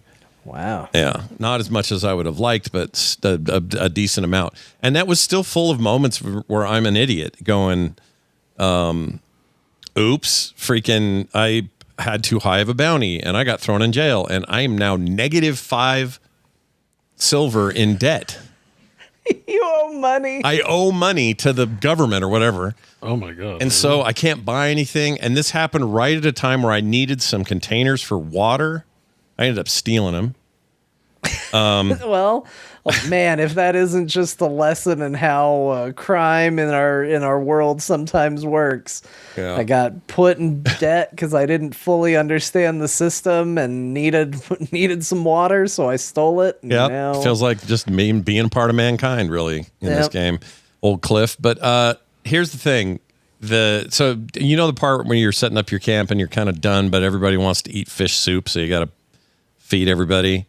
Yeah. And that's like a moment of like, all right, camp's done. Now we can expand the camp and you're working on all that. That was around the time I did that and I could not find. I had cooked all of my lentils already because I just kept cooking lentils. So now that I need them, I'm like, well, shit, I'm in debt to the state. I don't have any lentils. What am I going to do? So I read a thing that said, well, if you're looking for lentils, go down to the farms and you can steal them, but put your mask on first and try not to get caught. And I'm like, I'm already $5,000 or 5 silver, whatever it is, 5,000 copper in debt. I don't want to get in trouble again and then be more in debt. Well, it turns out along my way, you can just find like stuff laying around and that bag will have lentils in it. It's like a common thing. So I figured it out, went and got a fish. John was also right about fishing. And Beau, here's the good news about fishing. All right, lay it on me. This game has a pretty intense fishing system in it if you want to engage with it. Okay. But if your goal is just like, you need 3 of these fish, they're found in this river, and to be able to make this thing you got to go in there and fish those out. Just go get in the river and grab them. Like, grab the fish. You can just grab the fish. You just grab. That's catching. Cliff can catch fish without no rod. Now, I'm sure there's probably some fancy-ass fish somewhere that the rod is the only way to get it or something. I don't know. But right now, for what I had to do, I did not have to go through a bunch of waiting for bobbers to sink. How did you discover this? Did you get fed up with fishing and went like... Well, it was John last week saying you found out either by accident or whatever that you just jumped in the river, grabbed a fish, and you were done. Yeah. You brute forced the fish, basically. I've had 3 fishing quests that I have completed, and I still can't do the fishing minigame. Yeah. I have no idea. Well, to be fair, I haven't tried again. But I tried it once and didn't like it. Yeah. And I went, it's just quicker to swim in the water. I'm just swimming around, and like all of a sudden it'll be like question mark, catch. And I'm like, yeah, catch it. Yep. They'll say, "Oh, you caught a there's that quest complete. Another one done." you caught a stinkor or whatever it is, and now you just keep going and you get rare fish that way. You can get all kinds of fish. Just get in the water, get a little wet. No big deal. Doesn't hurt nothing. Anyway, that is about the time where things. It may sound like this would put somebody off, but it actually really picked up for me around then. And now it's just like, how do I get up there? What do I do here? I found a puzzle. I found a door, a false door, purely by accident in a place I've yet to hear anybody talk about. I don't even know if there's a guide somewhere about this place. But I found this place, and I just said, well, that's interesting. Somebody's painted chalk on it to look kind of like a building, but it's not. It's just a wall of this mountain. So just for fun, I went and threw my arm clamp thing into this thing, and I see it move a little bit. And I went, what? Full false door. Shove that thing in. Falls on the ground. Kicks up dust. I go inside there. Cool. Whole puzzle to figure something out to get some rad weapon. Took me ages to figure it out. Finally did. Got a rad weapon. Got out of there. Like, just there are moments like this constantly where the game is like, oh, a weird crevice full of something I've never seen before. I should deal with this and see what's what. And coming away with like, oh my gosh, I just learned like 3 new mechanics and, got some stuff that's worth money, and now I can get out of this crushing debt I have with the legal system. And, some of the stuff, like the way that theft works is different than Skyrim. In Skyrim, if you steal something and nobody sees you doing it, like they're all faced somewhere else, all line of sight, you get away with it. That's how that works, unless they catch you somewhere and then find it's in your inventory, and then you got to pay up. But it's usually minimal in things like Skyrim or games like Elder Scrolls. This game is more like, if you're stealing something, even in a room where no one's in there, there's still like a kind of a big red alarm thing that happens. It's like a circle. It's like a reverse Fortnite circle. Instead of closing in, it goes whir, and then if you go get out of that real quick and wear a mask while you do it, you can get away with stuff. It's kind of hard to explain, but the theft system's a little bit weird. And now if people see you while you're in the ring, they will report it. You will get in trouble. Correct. But if you can get out of there without being seen by anybody, you can get away with it. Or if you let there's a little meter end, and when that ends, the circle goes away, and then you can be seen. So I've gone into a room with people just outside, stolen something. They're in the circle, but they can't see me because I'm inside a room. Yeah. And I just wait in the house until the circle goes away, and then I come out without the mask on, and they're just like, "Oh yeah, it's a beautiful day. Yeah, nice day. How are you?" You greet him. I've been so happy. My boy called me. Yeah, the paw guy, dude. Oh my gosh. I ran into that guy 3 times in a row. 3 different NPCs that are like, "My boy went and called me paw. I couldn't be happier." There's a bunch of stuff like that. The game is always like, there's some cheese like that, but then you're always kind of amazed about what you just did. I don't know. It's a really hard game to describe. It continues to be. But I went from, I don't know if this is for me to this might be my favorite game in a while. It's scratching my open world itches like crazy. It's not hand-holdy, but super rewarding when you figure shit out on your own. And there is no shortage of like a billion videos. My TikTok channel my For You page is basically just people saying, did you know in Crimson Desert, if you go up to this point on the map and dig through the thing and kill the guy and do that twice, you'll walk away with the best sword in the history of the planet. Like there's tons of these guides for little bitty things all throughout the world. And the game is just so thick with it. It's really kind of unlike anything I've ever played. So I have gone completely not 180. 180 is fully around. No, 360 is fully around. 360. I have done a 180. I've done a 180. And I absolutely love this game. It's all I want to play right now. It's been hard for me to pick up other stuff I wanted to play or should be playing. I did play another game this week, which I'll talk about, but it's so freaking good. I don't like that it takes time to figure out that it's good, though. It's a little weird that way.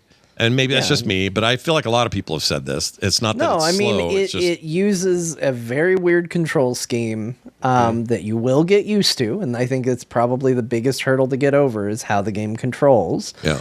And it's the way the systems in the world and all of that works takes a long time, and it's one of those things where if somebody goes, "Yeah, I bounced off Crimson Desert," I'm not going to go, "What? How could you?"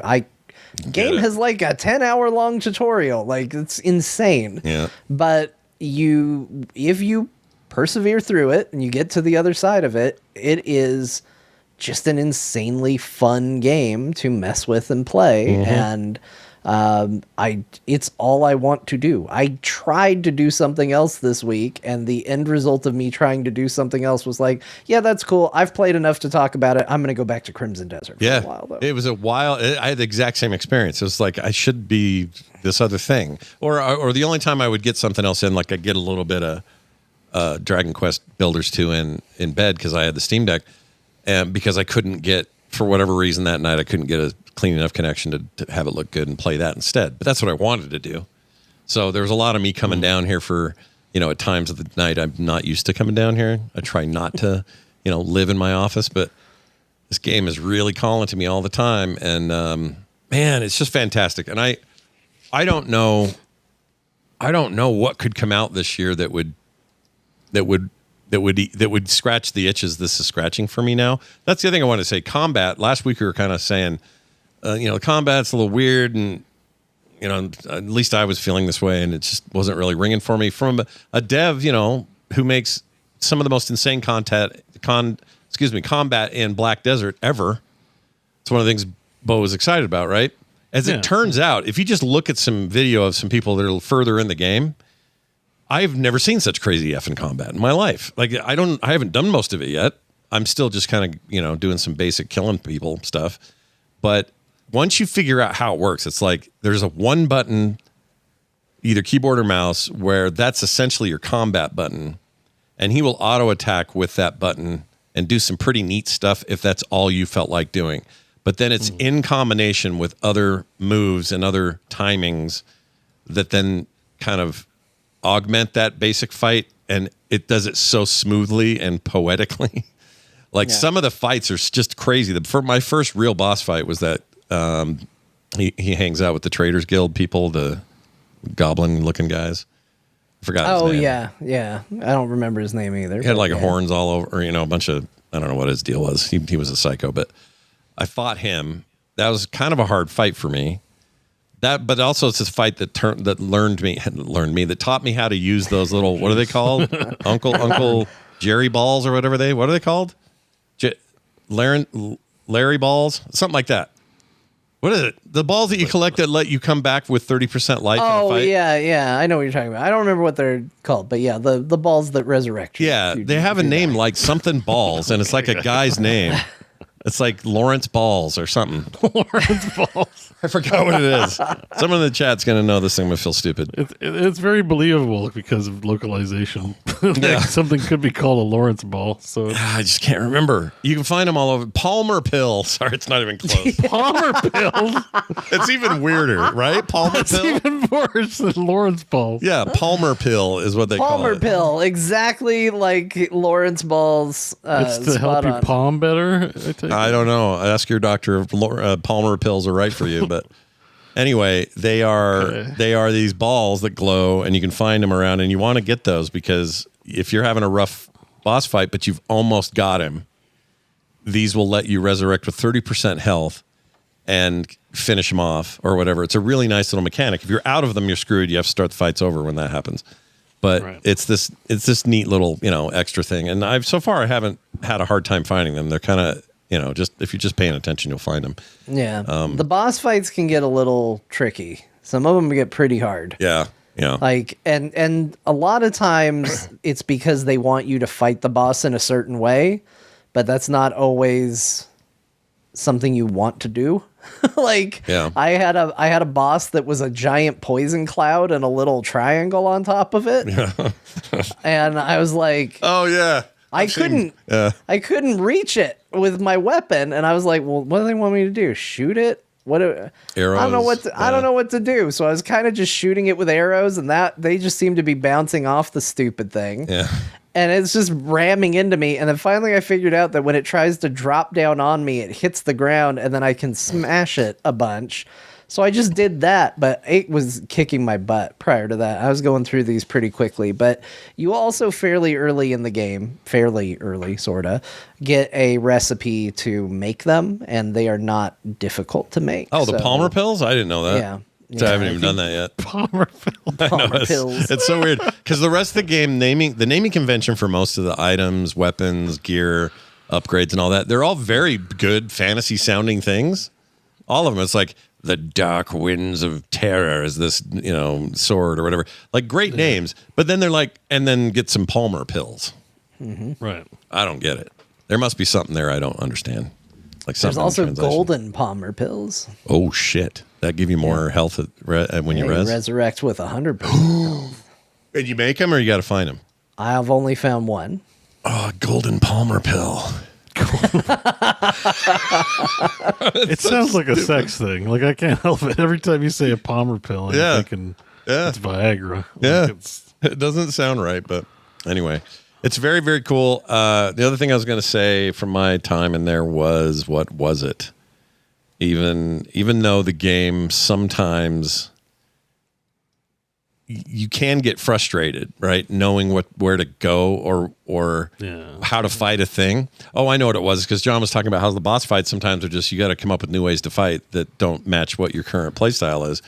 And one of them, I watched this guy do it in a video. There's a big giant black wolf-like boss somewhere. I haven't gotten to it yet, but it's somewhere out in the mountains over there, near where we're at in the beginning area. That's the other thing is this many hours in, and I'm still just kind of around town. Like there's just so much to do. I'm like about to hit now. Granted, some of it is sitting on the main menu and John napping time, but according to Steam, I'm about to hit 70 hours. Good Lord.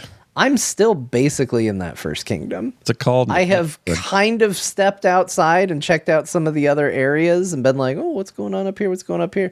But by and large, I'm still just in the first area. Yeah. And that world is big. It's huge. And there's stuff I'm seeing in videos. I'm like, where the F is this? And I realize, well, this guy's 150 hours into this thing. He's probably way over there in the desert that I can't see. The actual the Crimson Desert. Yeah.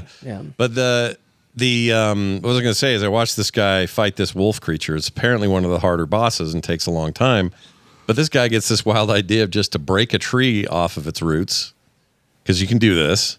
Mm-hmm. Cut the tree, grab it, pick it up with that one ability. I forgot what it's called, but basically you can pick up big heavy items like that. And he killed this thing with 2 strikes of this damn tree trunk. Just wham, wham, and he was dead. And I was like, holy shit. So the game is full of this kind of thing where it's not even like broken.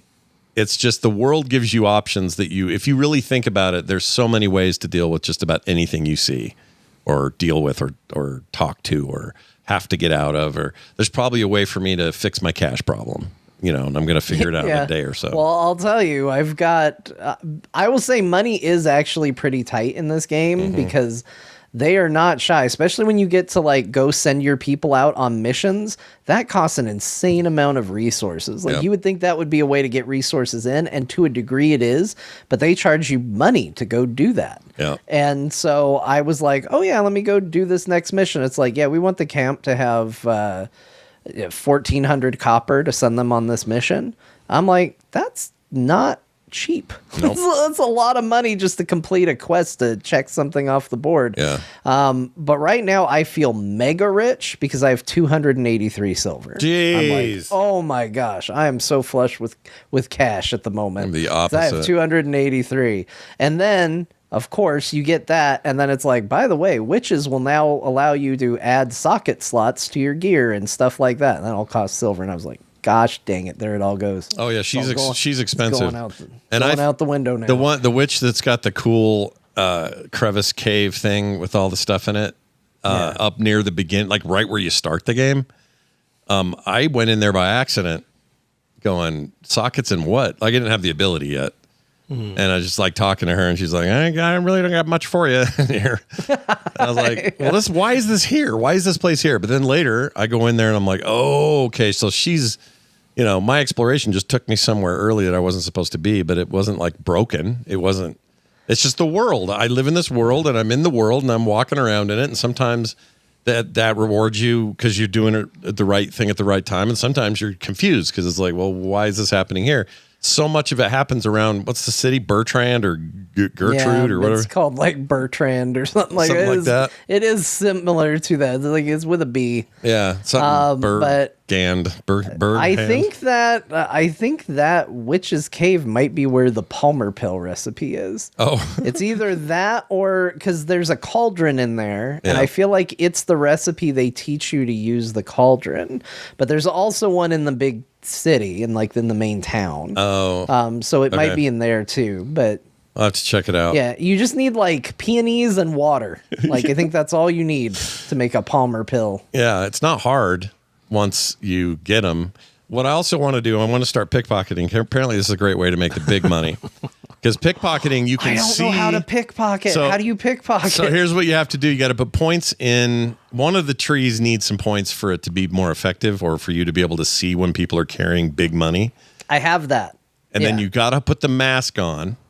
Okay. Then you go into, let's say, a bar or a tavern, and you can walk around, especially if you're in a hoity-toity place. You walk around in there, and when you turn on your light thing to see what's in things, a little bag of gold will glitter almost like an internal. It's under their clothes. You can see it in there glittering. And if it's bricks of gold, that's awesome because when you see the bricks of gold, those are worth 500 silver a piece or something like that. So you can cash them into the bank and turn them into silver. And the rich people carry those around. Then you can run into them, and there's a pickpocket quick button. You have to hit it real quick, but when you go slam past them, like you would bump into somebody in a crowd, like, Jason Bourne and steal their wallet or whatever. It's like that. Yeah. And then you can get their money, but you got to run out of the red circle. As long as nobody stops you when you get out to the red circle, you're fine. You can come back and do it again. But that's how you can rip people off. My favorite thing, though, was I watched a guy again with a tree, cuts a tree down, lifts the tree up, like big old log in front of him, comes into the middle of this place where they're all milling around, puts the tree in town, sets it down. It's not moored, so it's going to fall. And it starts going, and he just lets it fall, and it crushes to death like 6 nobles. And the wood shatters and goes away, so it's gone now. The nobles are all laying there dead, and now you just loot them, and nobody cares. So you just loot them and get their gold. They're dead. They died of natural tree causes. You're free to take whatever belongings is scattered amongst the rubble. Yeah, basically now it's all your money. And then and I haven't done some of this yet. I just know about it because I saw some video because I'm still in debt. But the other thing, I decided to try this myself. It totally worked. I had heard that if you went outside and caught a bunch of bees and hornets and just filled your inventory with like 50 bees, you It take sounds like it. one of those bad ideas somebody messing with you tells you to do. So I did it. I went and got a bunch of bees. I saved, went into this tavern, and then you can go into your inventory and you can actually release all the bees before you unpause, right? Yeah. I unpause, just a huge swarm of bees, and the tavern starts, everybody's freaking out, waving and slapping. They're stinging me. They all start running out of there. You clear the tavern of people with these bees. It's amazing. The game, You robbed the place? game of the year. What? Oh, yeah. No, you totally robbed the place. Absolutely, you could. I didn't. Oh, but I'm so glad to know how to steal from people because I lost a card game that they have a little. It's not really cards; it's sticks or whatever. I don't know if you played Duo yet. It's so stupid. But I lost on a bad bet. I was trying to get a guide because I found that the AI generally was like very willing to fold if you went heavy with bets. So I was going real heavy, and whoever I was up against, I think it's different AI for different NPCs, and this guy was having none of it. He's just like, "All right, all in." I was like, shit. I'm in too deep. So I went all in. So he won, and I was like, I'll do one more hand. And I'll try and get some of my money back. Well, you can also cheat at the card game, and you can also accuse people of cheating. oh, And Haven't done that. he did something weird when he was shaking up his stupid sticks, and I accused him, and he was like, I'm not cheating, and they checked him out, and he wasn't cheating, and they kicked me out of the card game. And I was like, I can't make my money back. And then he comes walking out, like cock of the walk because he just won all my money. And he's walking through town and I'm following him. And when I shine my lantern on him, I can see the little bag, but I couldn't figure out how to steal from him. And I was like, I want my money back. And then he just randomly despawned after he went down an alley. And I was like, oh, I'll never get that money back. I'm going to start stealing from so many people now. Oh, hell yeah. And you can get away with it, and there's a ton of it, and apparently that's from like one of the better ways to earn it, but also eventually you're going to be kind of Assassin's Creed style. You're going to own stuff that produces constantly, so you're going to make a bunch of passive money too later down the road. Passive income. I learned about that from Teen Titans Go. Yeah. If it's anything like Black Desert Online, passive income is there are people that just leave the game on all day. And just to earn passive money from their business stuff. I'm so mad about that nap I took while the game was running. I could have been making money. Yeah. I mean, I don't know what you have to, I assume you have to buy some business or do. I think I might be on that because it's stuff to make like farms and stables and stuff like that, which sounds like it would generate passive income. But the missions to send them on requires the camp to spend so much money. I was like, this is ridiculous amounts of money you want me to spend on this. I also read that the spend money to make money. Yeah, exactly. And I read that the apple trees, don't do an apple orchard just yet until they patch again, because apparently apple trees are bugged. So when you go plant like a bunch of neat rows of apple seeds and they grow to full thing, and then you go harvest the apples off these things, it's really good money to do this, but the trees don't then reproduce more apples. They're just dead trees now. So you've got to go cut down all your trees, replant seeds, do the whole inventory thing. And that's not, my understanding is it's not supposed to be that way. So there's some things like that they're going to fix, but that's the other thing. These couple of patches probably also went a long way into helping me find my footing, because they really did address some big stuff, like the flying thing or the floating thing that you can do with your stamina is very, very useful now. And it used to be kind of nothing. It was like you fly 2 inches and then you're done. And it wasn't just because your what do you call it, was low, your stamina. It wasn't just stamina. So they rebalanced and rejiggered all that stuff, and they changed a bunch of menu things that make a ton of sense. Like they actually seem like they truly care what people's responses are. Like gamers, we heard you, but for real. And for real, I'm excited about that, because I just, that kind of activity, that quick turnaround is always a great sign for a game like this. So I'm all in, man. This game's great. There's no way this doesn't get talked about at the end of the year. Just not a chance. This doesn't make at least my top 3, whatever that ends up being. I'm glad you came around on it, because I know you were getting pressured from your family. Yep. You're like, why is everybody having fun but me? Yeah. Nick was like, Dad, it's the best game ever made. And I'm like, I don't know why I don't see it that yet. I just don't get it. And I'm not here to tell you it's the greatest game ever made.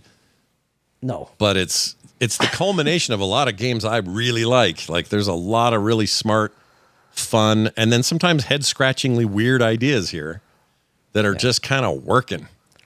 Don't worry about the story. Don't think about it. Don't worry about it. Yeah, the story. Actually, you know what? I'm going to give the game a little bit of credit on that front. I came into this thing with so many notions of all these reviewers and everybody saying, don't expect story. The story sucks. The story's fine. It's serviceable. It's there. It's not great. Enough. Yeah, it's not great, but it's there. You know? It's enough. Yeah, it's not like I came in and went, there is no story. It's just a sandbox. It's not that. It's more than that. I also think that like it makes up for a kind of inconsistent, inescapable, like just shockingly all over the place story, with the fact that the story, as bad as it is performed wonderfully. Mm-hmm. All the voice acting in this game, phenomenal. It's really good. And like the individual writing is okay. It's how it is all stapled together. Like there are times where you're with, one of the annoying people from camp, and they're just calling everybody every name under the sun, and you're laughing, and you're like, this is well performed. It's very funny. But it's when you try to insert it into, what are we doing? Why are we here? Mm-hmm. Like it gives you just enough. You're like, okay, we're on the outs. We're bringing everybody together to do something. But like when you think about it too hard, you're like, so I died, right? Like my character's dead. Why why is he back? And they're like, you gotta save the world. From what? Yeah. From why? Yeah. From how? It's Right. like, you can't think about that stuff. No. Because I don't know if it's ever going to get answered. Yeah. They certainly aren't in a rush to tell you any of it, but there are enough cutscenes that you think they want to tell you it. Yeah. So it's just one of those things where it's like, it's performed well and it gives you just enough to keep going, that like, it's not the worst thing to pay attention to, but don't try and look at it too long. It'll start to fall apart. Yeah, the story is not the important thing. I'll give them credit for at least having something there, and the actors, like you said, are all doing great, and it comes off as authentic for the most part. You know, the scenes and the communication between characters isn't too stilted and weird. It's a cool, what they're doing here is really cool. And I still understand why it's divisive, even though I've flipped sides on this. I still get it. But I'm absolutely freaking loving it. I guess the voice actor for Cliff said in an interview, there were times when he would ask, well, why is my character saying this? And they got told, I don't know. Like, we don't know. I love Just that. Say the lines. And you know what? Kudos to the performance, because I genuinely believe that character knows what's going on. Mm-hmm. Even if that's the answer behind it. Like, Plus, he's Atom Smasher. I can't get it out of my head. He played Atom Smasher. is that the same guy as Same Atom guy. Smasher? Yeah. Oh, man. I mean, he's donning an accent here, or this is his real accent. I don't know, but he same dude. Very different kind of performance, though. He's not walking in going, "I'll tear your butthole from face to butt," or whatever he does. You know, none of that made sense. But you know, Atom Smasher going off. It's not like that. The performance is very, very different. A lot more subtle. And Cliff is, you know, he is a generic. block of wood. He's just a block of wood. Did you unlock the girl? Yeah. She's great. I like her. She has the stiletto, not stiletto. What do you call it? By all accounts, I should have abandoned Cliff immediately. Yeah. Right? Like, I tend to like playing as the female character if given the option. Mm-hmm. She fights with a rapier, which is like my favorite weapon to fight with. Mm-hmm. I was immediately like, okay, like, and she looks cooler than Cliff for sure. But like, I went and I was like, she's got a completely different skill tree. Yeah. It's like, do I want to play this again? This video game? And everything, I'm starting from scratch with her. Yeah. Do I want to do this? Yeah. And I went back to Cliff. I was like, I've already invested so much time and effort. It was like, yeah. I did the exact same thing, and there's a question about maybe later this matters more, or maybe there's more kind of new game plus with her. Or, you know, there's like other things maybe we can do with her down the road, but I did the same things. It's like, I've already just done this with Cliff. The only thing she has over him is that she's got a rapier and she's not in debt to the system. So she doesn't have a record, you know? Yeah, she's not in trouble yet. But she seems cool. Honestly, almost every character in this game you meet is cooler than Cliff. Mm-hmm. Yeah. Like, besides general NPCs, like that whole opening segment where you're meeting the whole band, I'm like, boy, look at Cliff meeting characters that would have been better main characters to this game than him. Yeah. You know, but it's fine. It's fine. It's also, absolutely fine. They modded in. There is a character creator for the game now. It's I a saw mod. that. It's not officially supported. Yeah. But there is a mod where you can create a character and you can change the character, because I'm gonna say I don't know if I exactly believe when they were like, well, we didn't do a character creator because this is really a story about Cliff. I'm like, really? Yeah. No, this thing is like, I think I was reading somewhere that way back, 6 years plus, this was meant to be a follow-up MMO to Black Desert. Yeah. That morphed into a single-player game because Doki V, I guess, got canceled, which was that weird, like, playable babies game. Do you remember Doki V? Why is that not? I'm just thinking of Doki. We saw it. We definitely watched it. Is that one that was like, this seems kind of like there? if there was a bunch of different things about this game, it could seem cool, but it's off-putting because it looks like you're just playing as a bunch of little kids. Is that the game? Yeah, that's the game. Hang on, but it had like the Black Desert like combat, but in just a really weird context. Here's the I'll send it to you, Scott. But basically, it was like they had a single player game and a Black Desert sequel MMO, and this thing morphed into a single player game, and then the project scope was horribly mismanaged because it was like, hey, we should add this thing in this game we're playing. We're enjoying Breath of the Wild right now. Why don't we put this stuff in?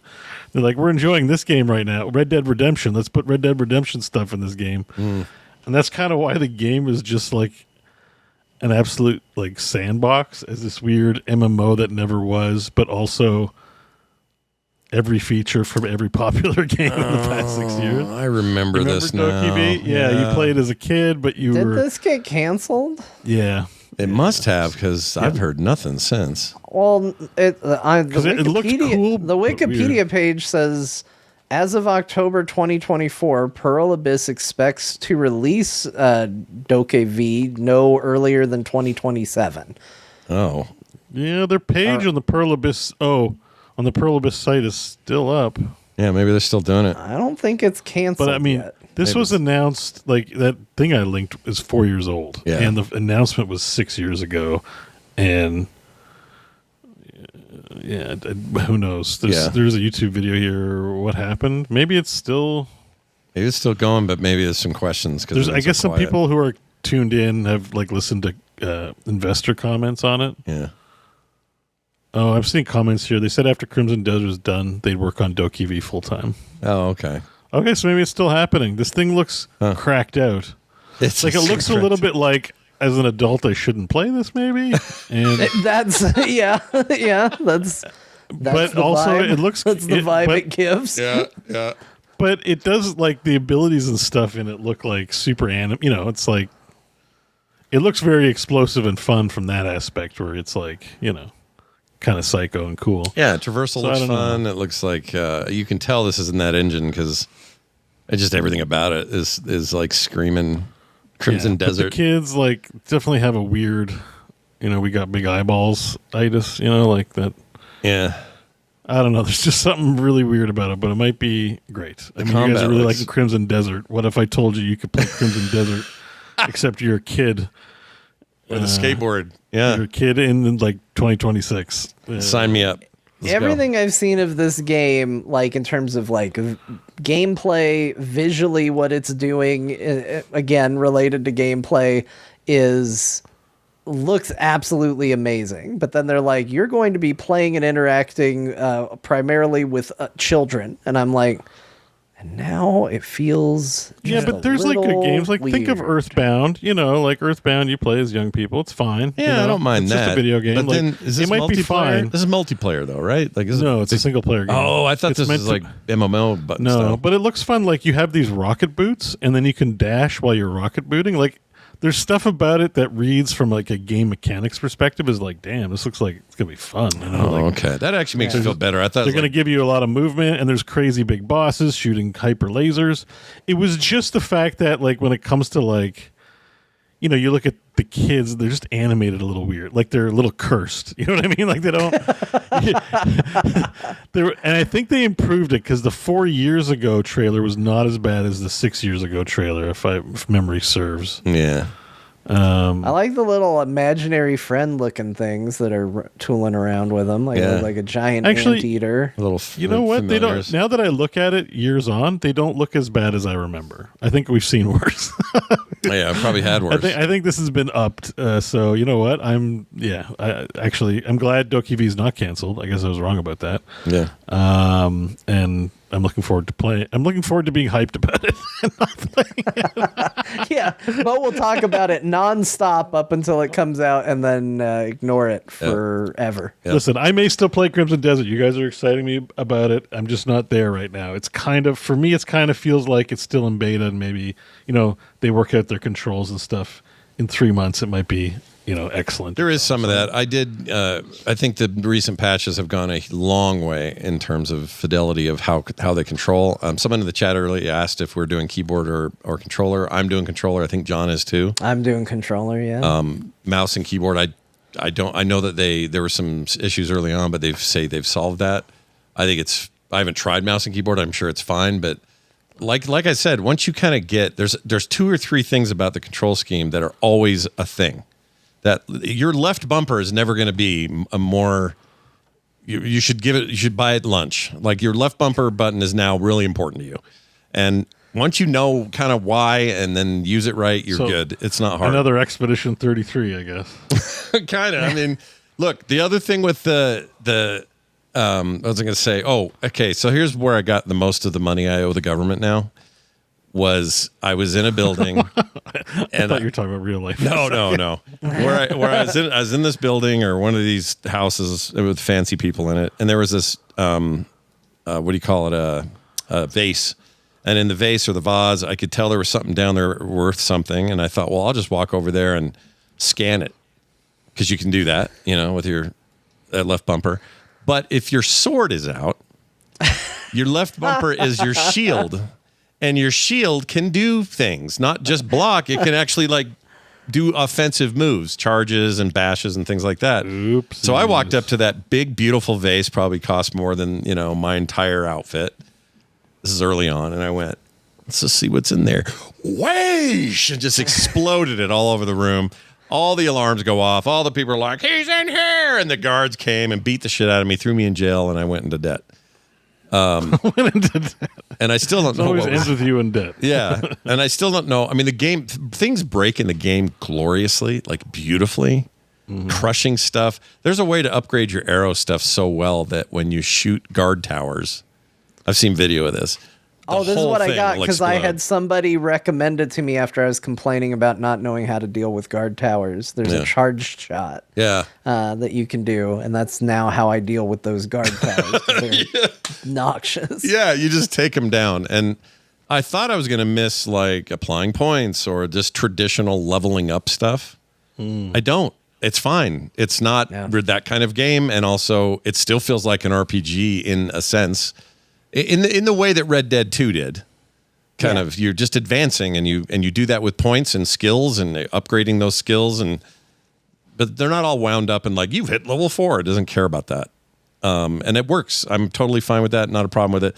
And just to say this, I don't think it's a direct comparison. I actually think this might be more accessible early on than Red Dead 2 was for a lot of players.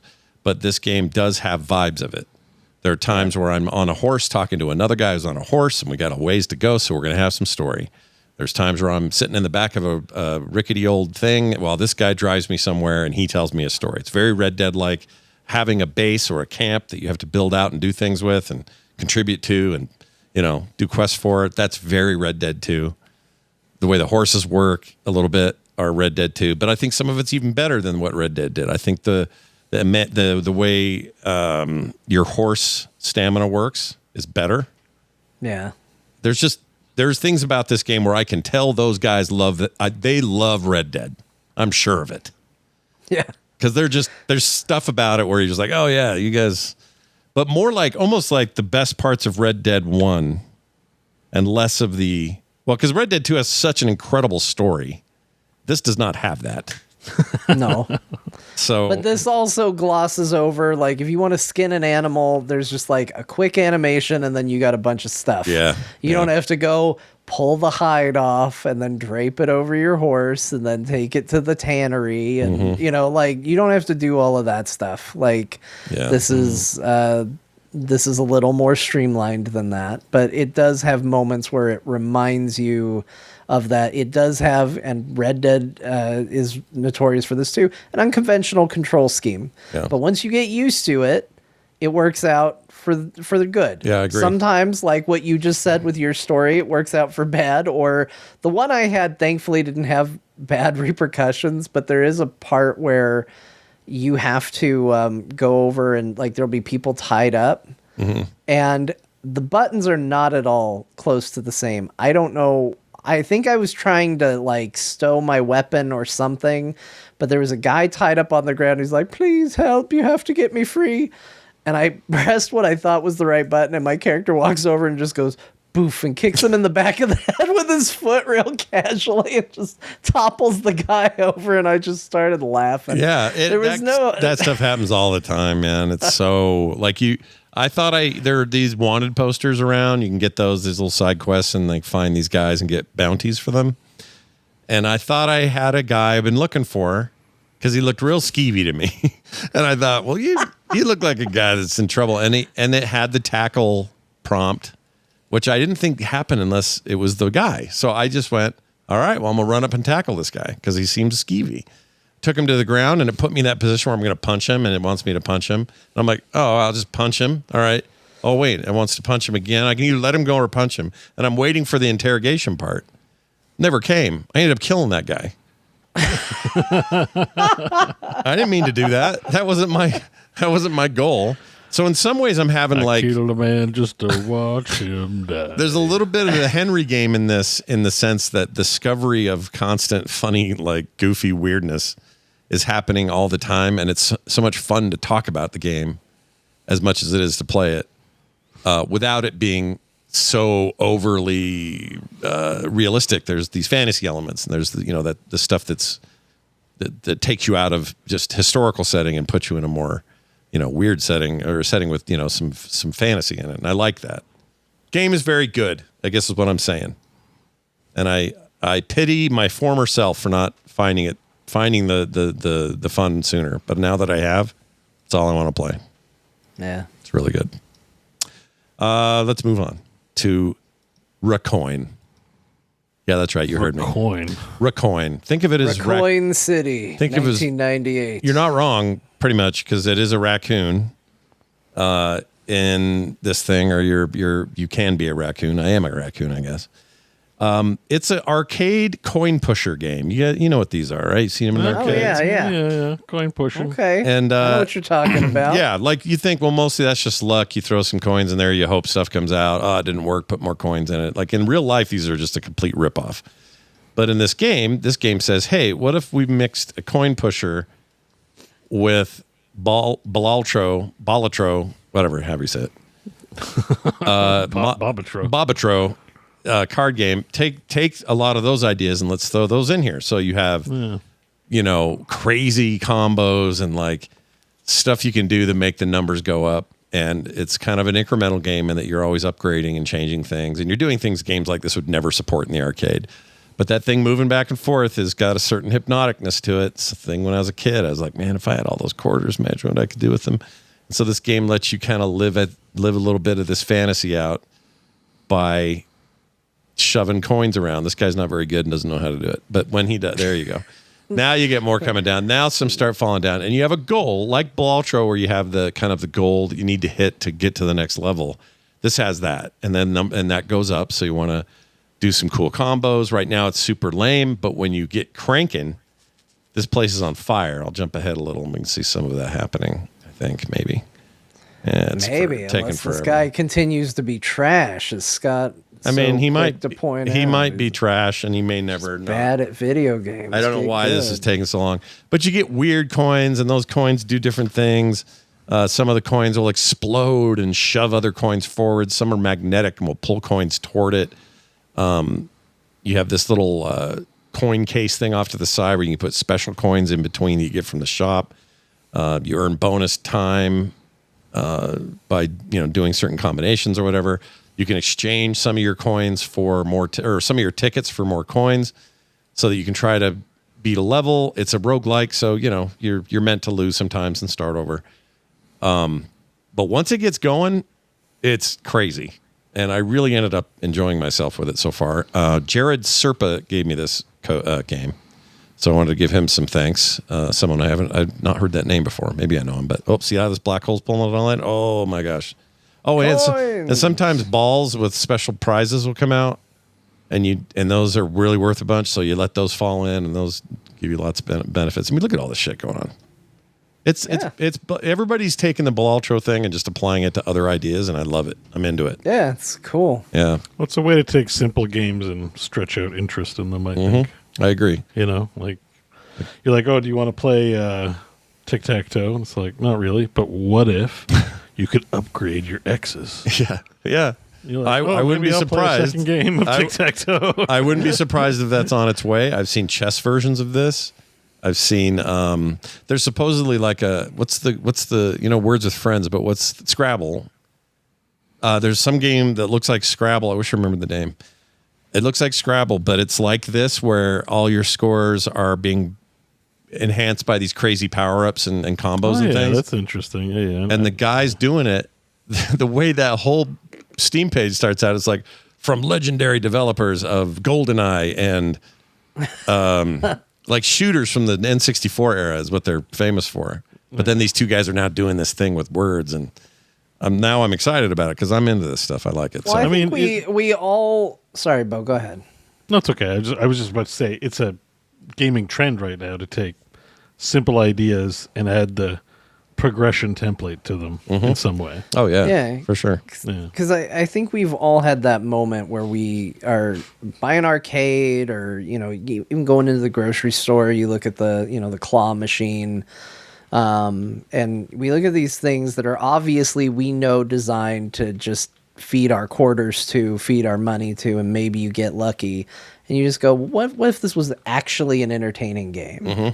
Like you see the mobile ad for a game where it's like, can you pull out all the sticks without burning the gold or whatever? And you're like, I could do that, but I'm not going to because I know the game's going to just try and get money out of me. Yeah. So like, I think there is this like kind of joy to go like, oh, I bought a game and it's going to take this game of chance or this game that should be predatory towards my wallet and let me have fun with it and actually have a good time and a good experience. And I think that's nice. Yeah. I think people like that. It's a fun trend. I think Balatro deserves a lot of credit for kind of opening that up, making it a thing. Like PopCap should come back with a new Peggle now that we have roguelike mechanics. See, there it is. See this? That is true. From the legendary creators of GoldenEye and Time Splitters comes wow. this, which is basically a bunch of, Scrabble business. But again, same idea. You got these like relics and effects and crazy combos and weird board layouts. I don't know how that plays into it yet, but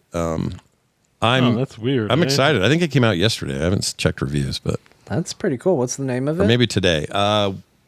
Beyond Words. Yes. Beyond Does Scrabble have that like tile format copyrighted? Because it looks. I don't think so. I think it's okay. It's good if it isn't. It's just funny because Words with Friends does it, so I assume they're probably okay. Yeah, I guess so. We're probably. But look at that! You go into the shop, you do your crazy. Look at these combos. Like this looks like I'm actually excited about this. Partly because I want to know what GoldenEye and Time Splitters devs like. What does that even mean in a game like this? Like nothing. Probably. Yeah, it's a weird selling point because you kind of just want to put that in when you're like, we're making another shooter. The guys for the shooter. Yeah. But it is a little like it's a weird flex, man. Strange to be like, oh hey, the guys that made Call of Duty are launching Care Bears online through the power of friendship. Yeah, but doesn't that make you kind of go? rainbow. It makes you kind of go, oh, what's that like? Well, it makes you think like, oh, what led them to this? And it's like they applied for a job, or instead of working on someone else's IP, they formed a studio and they're making a go of their own idea, basically. So I mean, it's still good. You're trading on your reputation, like. But we know it's like the equivalent in movies when it's like from the producer that brought you, the Lord of the Rings. And it's like, yeah, but you're the producer. Like, what'd you do? Like, here's a briefcase of money. Like, oh, that means this next thing's going to be good. Like, you're like, I don't know, man. Like, it's not like shade against them. It's just like you're trying to entice me by throwing a name out. Sometimes that.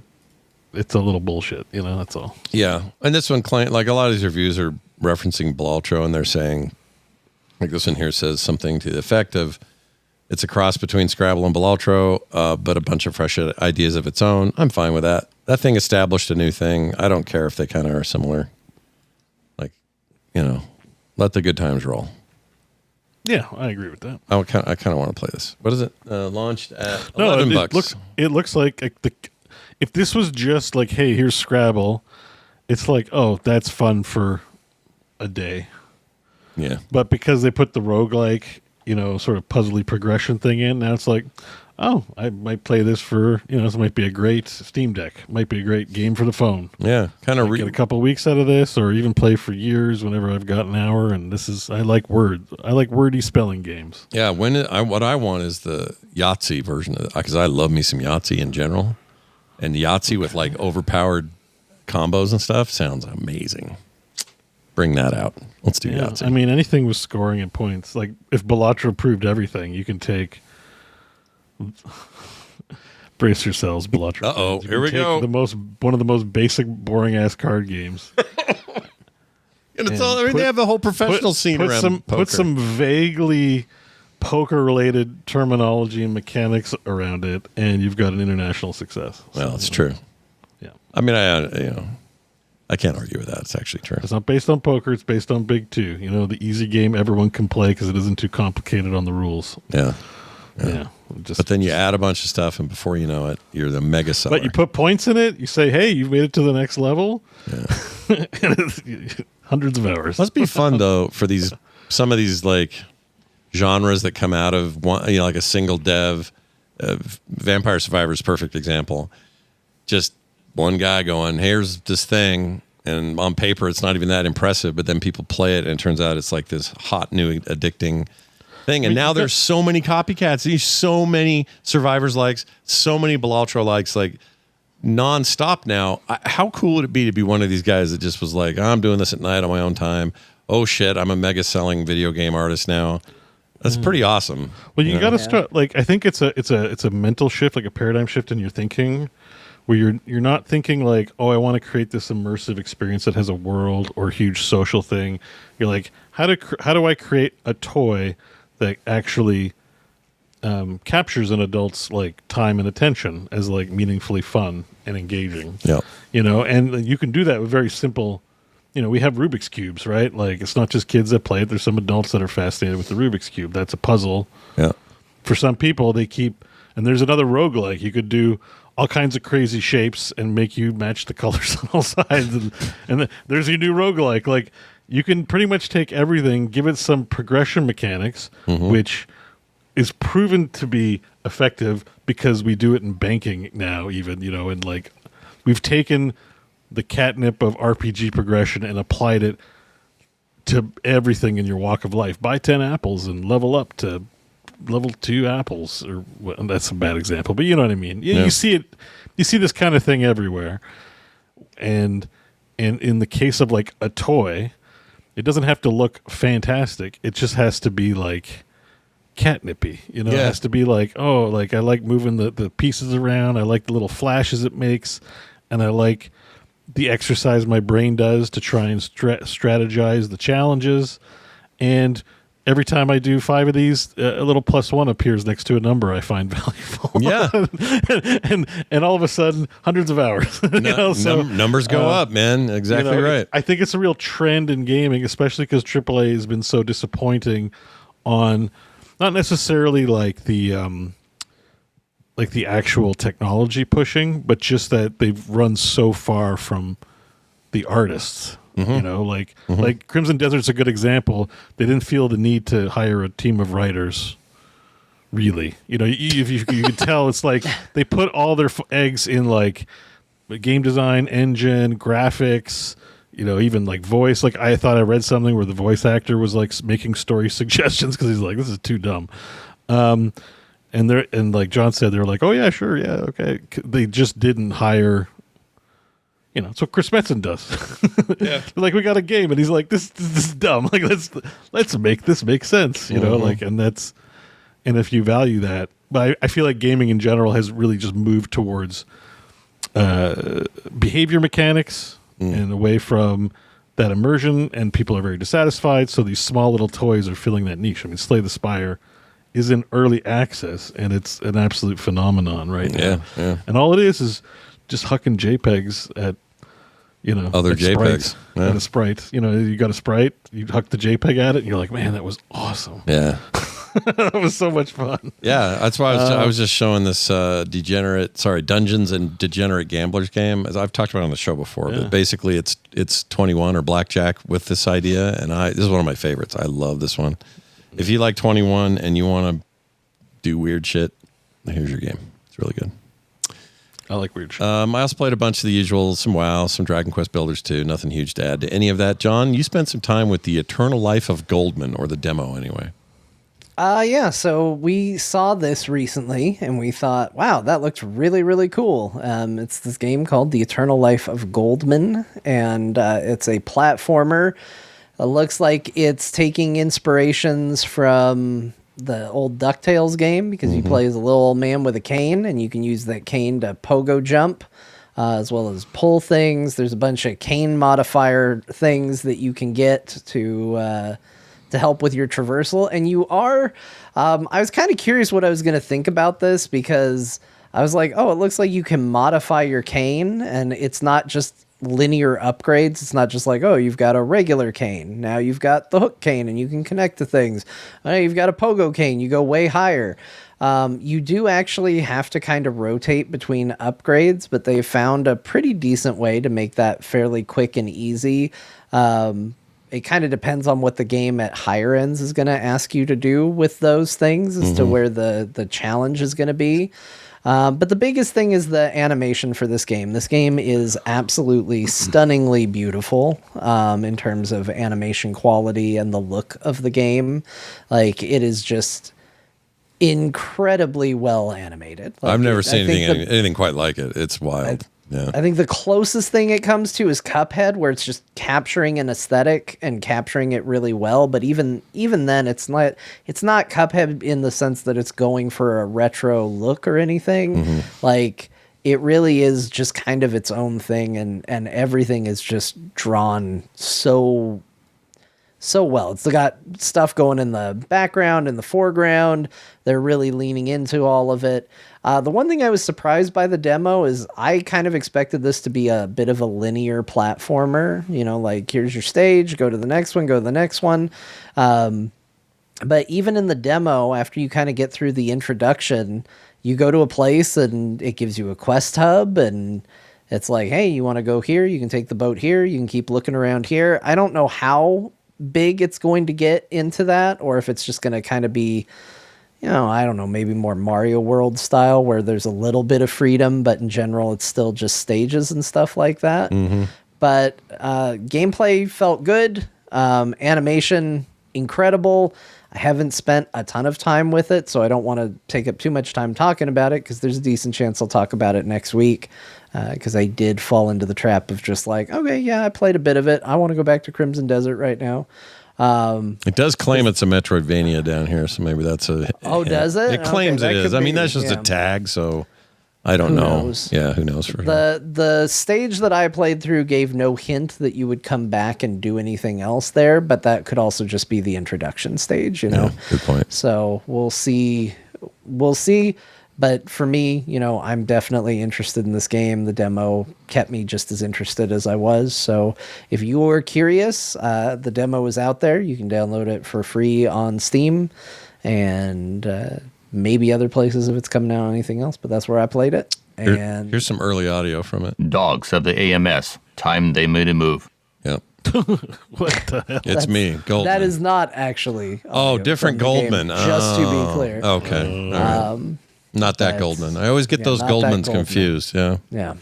All right. Well, there you go, Beau. What else did you? We got some word on 3 finally. Let's talk about It's it. a single game week for me, but I played a lot of the game I'm about to talk about. It's going to be a shocker to everyone. I played more Yakuza. Yeah. Specifically, Yakuza Kiwami 3, the little bit of a controversial release recently by RGG Studio, the pinnacle version of 3 and not the original. I wrapped up Pirate Yakuza last week, and I thought, I guess now maybe I should play Crimson Desert. And then, or maybe, I could continue my Witcher 3 pilgrimage. And I said, you know what? No, I'm in the mood for some Yakuza. I want to sit on the couch and play a controller game and just be chill. And you know what? Game's pretty good. Yeah. So there's a lot of noise around this game. Yeah, what was the major beef? We talked some about it, but what was the essence of that?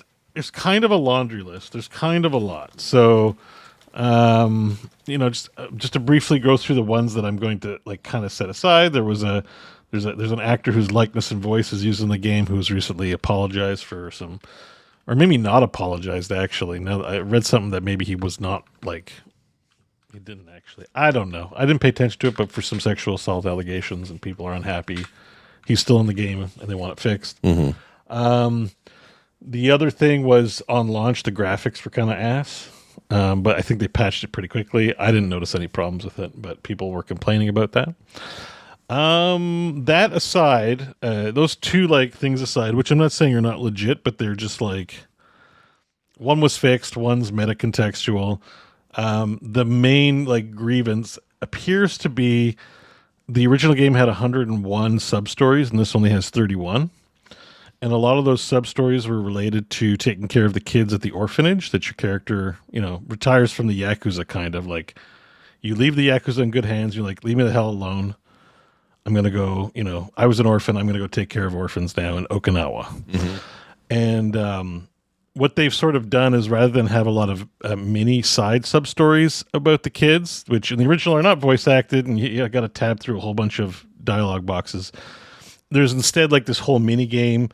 And for Yakuza players, you'll understand like helping the kids with their you have to help kids with their homework and help them do sewing projects and play catch the bugs and dragon reversey with them and shit like that. And you build up a reputation meter, kind of like drink links. Once you max out your reputation, you get like a side story that usually involves doing something nice for them and, having to fight somebody. Often having to punch an adult who's being a dickhead to the kid or something like that. Mm-hmm. And that's, I think that's up to you whether or not you think like that was a better replacement for the more deeper story. I haven't played the original 3 that people like, so I can't really speak to whether or not it loses some impact. I will say as someone who's played a lot of Yakuza and doesn't mind going through 3 in a more quicker, briefer form, it's not really a problem. I'm enjoying the game. It's not an issue, Had I played 3 originally and then played this one, maybe I too would be like, yeah, this is a bit of a disappointment. It's a bit of a cash grab. I don't know. Mm-hmm. But there's a lot of quality, I think, poured in overall to the main story. The main story seems fine. I think a little bit of the main story might have gotten cut too. The other main aspect was that big NPCs that are staples are not in this. Like there's always this old man who teaches you your moves, and he's not in this game. He's replaced by a guy in Ryukyu, which is in Okinawa, the town there, and he's this guy you befriend who's about your age who teaches you your moves, and people are like, oh, you're getting rid of all the staple trainers from the original to put this weird thing in because that guy's daughter is part of a girl biker gang, yeah. Which you join, which is also the other major game is Bad Boy Dragon, yeah, where you're part of a girl gang. And there's this bad joke where they're called Heisei girls, but the dad just keeps calling them hentai girls. They're like, Dad, don't call us hentai girl. There's a whole thing. Yeah. And, so you go around on motorcycles and do the whole, like, fighting a bunch of dudes, kind of like Pirate Yakuza, but not as good. And that was the other thing is I think the mini games felt a lot of, like, reskinned Pirate Yakuza stuff. But not as good and not as in-depth. Like, it's clearly a shallower product. Even compared, I played Yakuza 2 Kiwami recently, and Yakuza 2 Kiwami feels like a full, you got everything in the original game plus some extra shit. And this does feel like it's a quality software release. Like, I'm enjoying it. I'm having a good time, but definitely doesn't feel like quite as S-tier. Like, it's sort of deserving a little bit of the critique, I would say. Like, there's some merit to it. However, it's not a bad game by any stretch. And I'm up to chapter 9 of 12 chapters, so I just got to the point in the story where some a parliamentary person gives me like a 5-hour explanation of everything that's been happening, which is a staple again for these games. And I'm having a good time with it. Obviously, because I couldn't put it down, I wanted to find out what's happening next. I enjoyed taking care of the orphanage. I think it's a real interesting beat in Kiryu's story because the first two are so Yakuza crime world heavy, and now you're just trying to be a dad, and it's just kind of this nice vibe being in Okinawa, and it also helps. It makes Hawaii make more sense as a place they'd go because Okinawa is like an island and feels kind of like Japanese Hawaii a little bit. Including like you see the shirts they have. Yeah, I was going to say they're all very floral or whatever. Yeah, you've got Kamurocho wardrobe where you're dressed up in a suit, and then you've got Okinawa wardrobe where you have a beach shirt and shorts often, and Birkenstocks. But there are some positive things that I really like in this game. You get a cell phone from La La La Mobile. Okay. And you can make friends with people like Ichiban and become La La Lovelies with everybody. Oh, shit.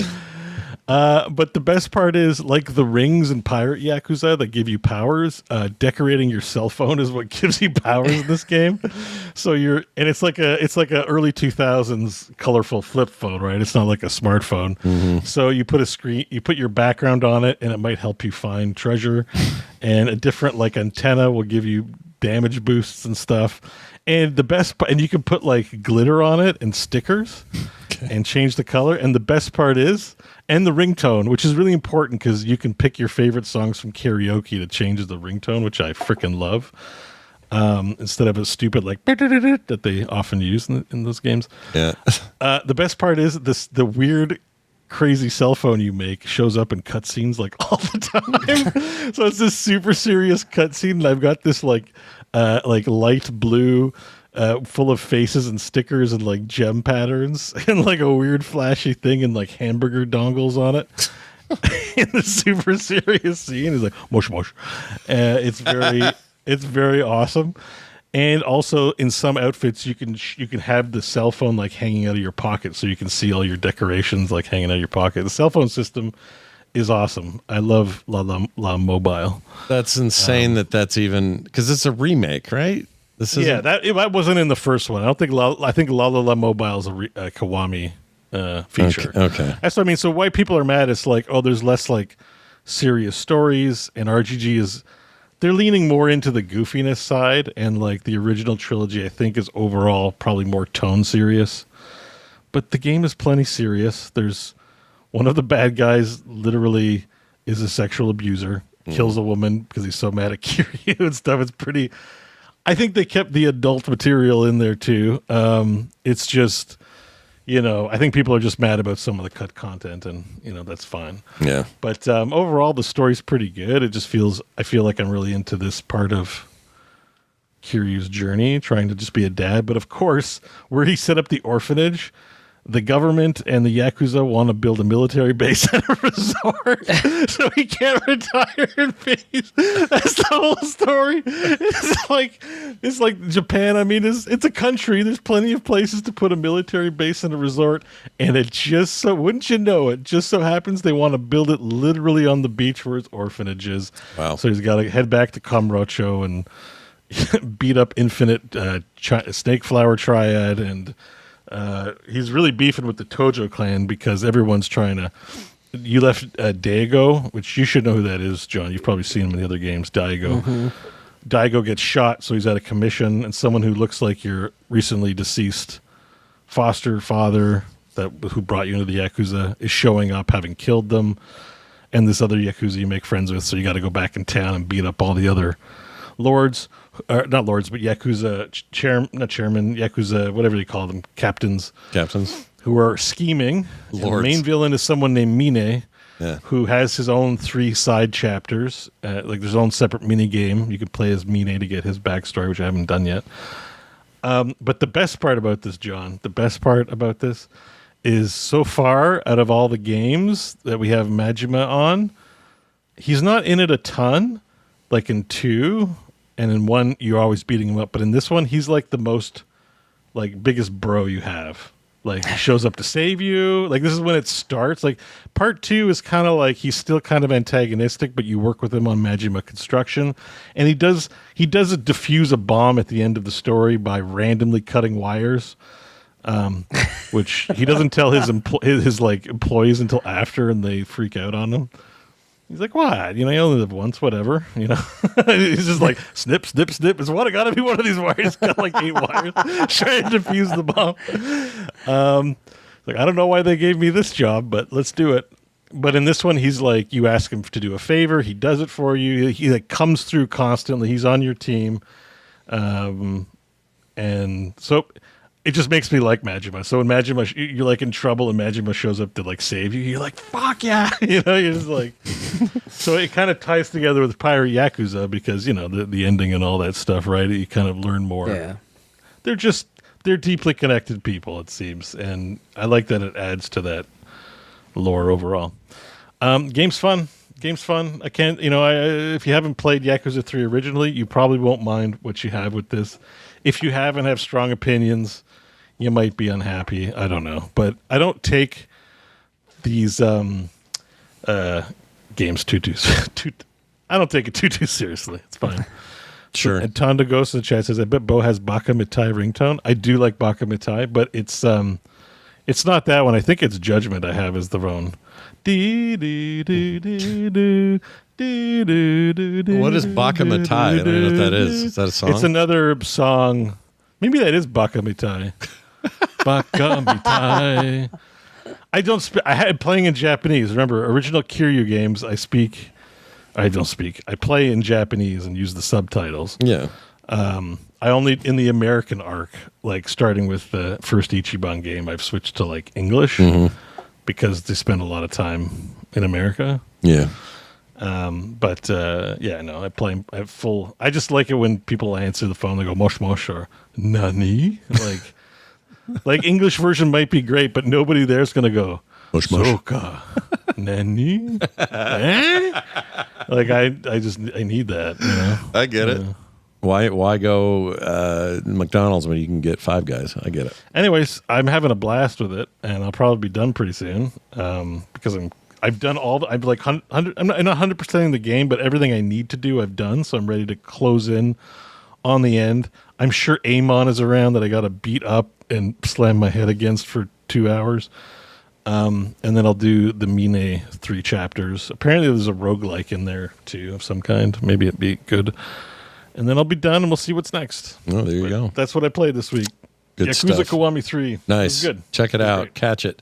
We got a mashup to play. This is called Gay Denny's, and I'm pretty sure. Oh, I have some memory of this. We've talked about this. Yeah, pretty sure this was John. It's gotta be me because I live where the Gay Denny's is. Yeah. It's gotta be me. You're the one that told us about the Gay Denny's, I think. Yeah. It's John. Yeah. So we'll find out now as he hit play on this, another classic core mashup. In all my days, I've seen many a strange thing, but the Mashup Guild may be the strangest. See for yourself at patreon.com/Mashup Guild. Someone in the chat says, are there gay bars in Utah? Yes, of course there are. There are gay bars. There are gay bars everywhere. I haven't been to a gay bar, but we have a Gay Denny's here. I'm sorry. Back that truck up.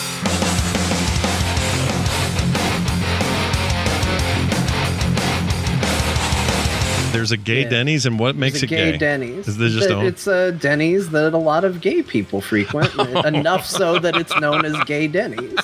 I don't know if I still own it, but I used to own EwoksBlink.com and EwoksDon'tBlink.com. What? Wait, why? Why? Oh, this is so good. I don't even know what to say. The collector's box does not include Correct. a copy of the game. Yeah. Which it's called the collector's box, although they haven't done any favors because even internally they have called it a collector's edition. It's a paradigm shift. Which does imply that there's a copy of the game in it. Princess Leia calls Han and Han over the course of Empire Strikes Back. She says it both ways. Yeah, but that's Turtleneck Lucas's fault. Turtleneck Lucas. He's always got turtlenecks on, that guy. Hey fellas, what's going on? I got a turtleneck on. Check it out. Anyway. Circumcised. He corrected them, but they just didn't hear him. He just did it too meekly from the back. Actually, Okay. Han sold off.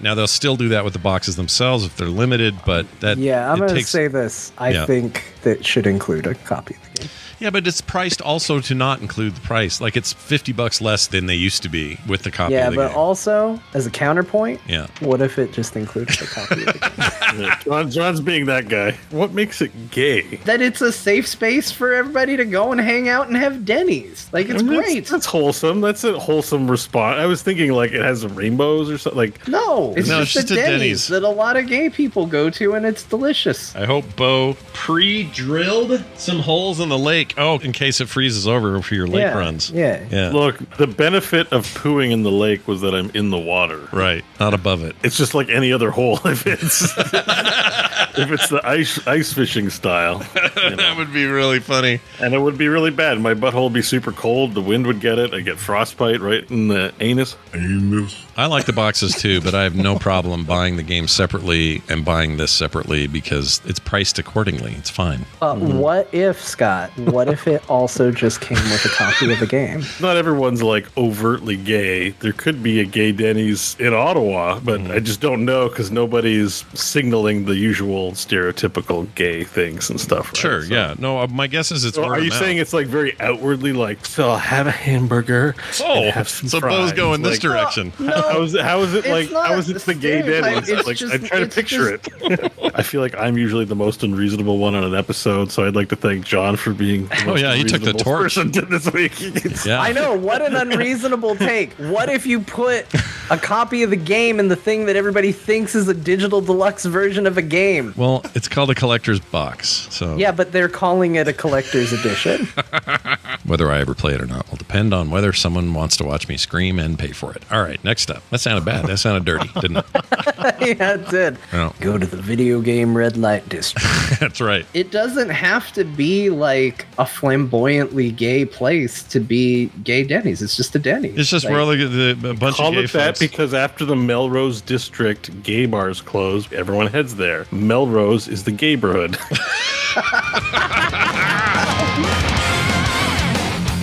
Oh man.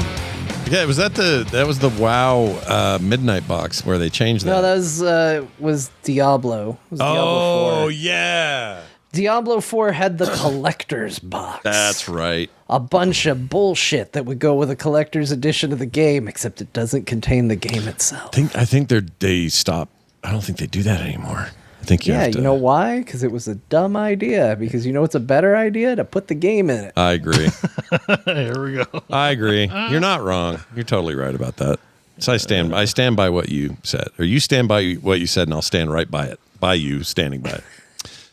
There you go. I thought the funny thing I thought is that this is very much a like John themed episode, like John topics, John things that happened. Yeah. But still managed to put 2 seconds of me shitting in the lake in there. Yeah. You know, they're usually thematic, very connected. It's like I assume Jamie has this giant folder of unused Beau shitting in the lake clips. He's like, I'll just toss this one in. Probably get one more in Some there. variety. Mm-hmm. Yeah. Yeah.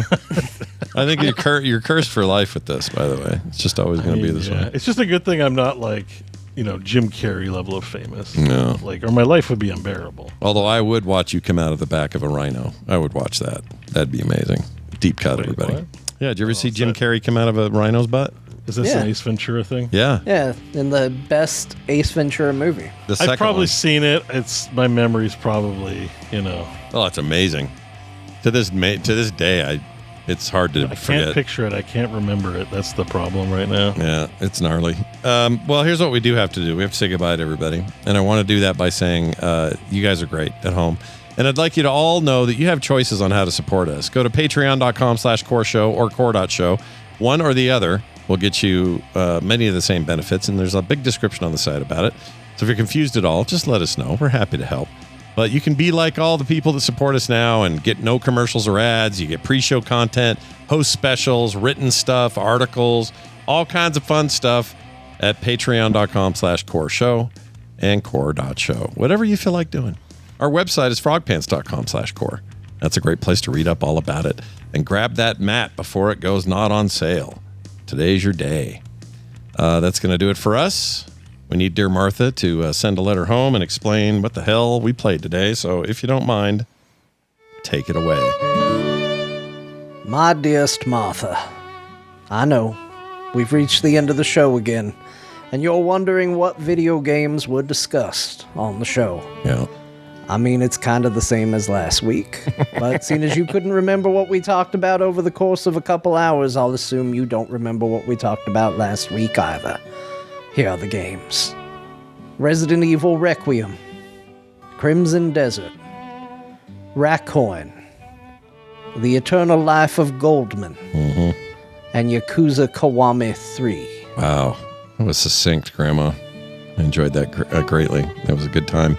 I can tell you really this. sped up from last week. I know. It was so much last week because you did all those other games last week, Beau. Remember that? You did all the... Or no, that was just John taking a long time because you had to go to dinner with Crofton.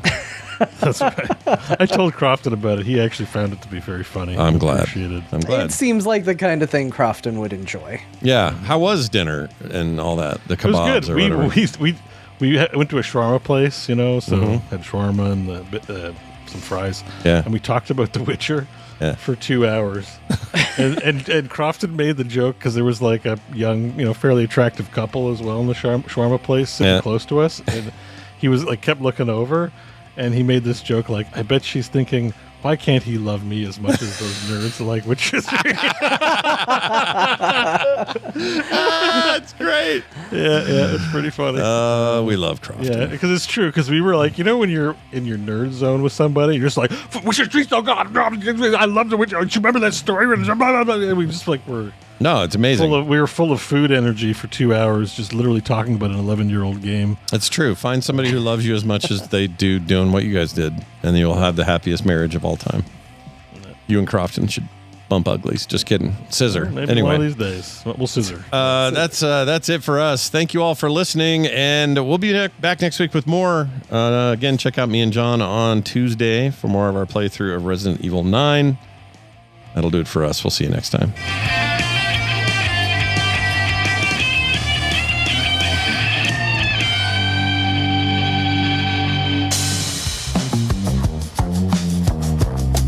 This has been a Frog Pants production. Find all our shows at frogpants.com. Dogs of the AMS. Time they made a move.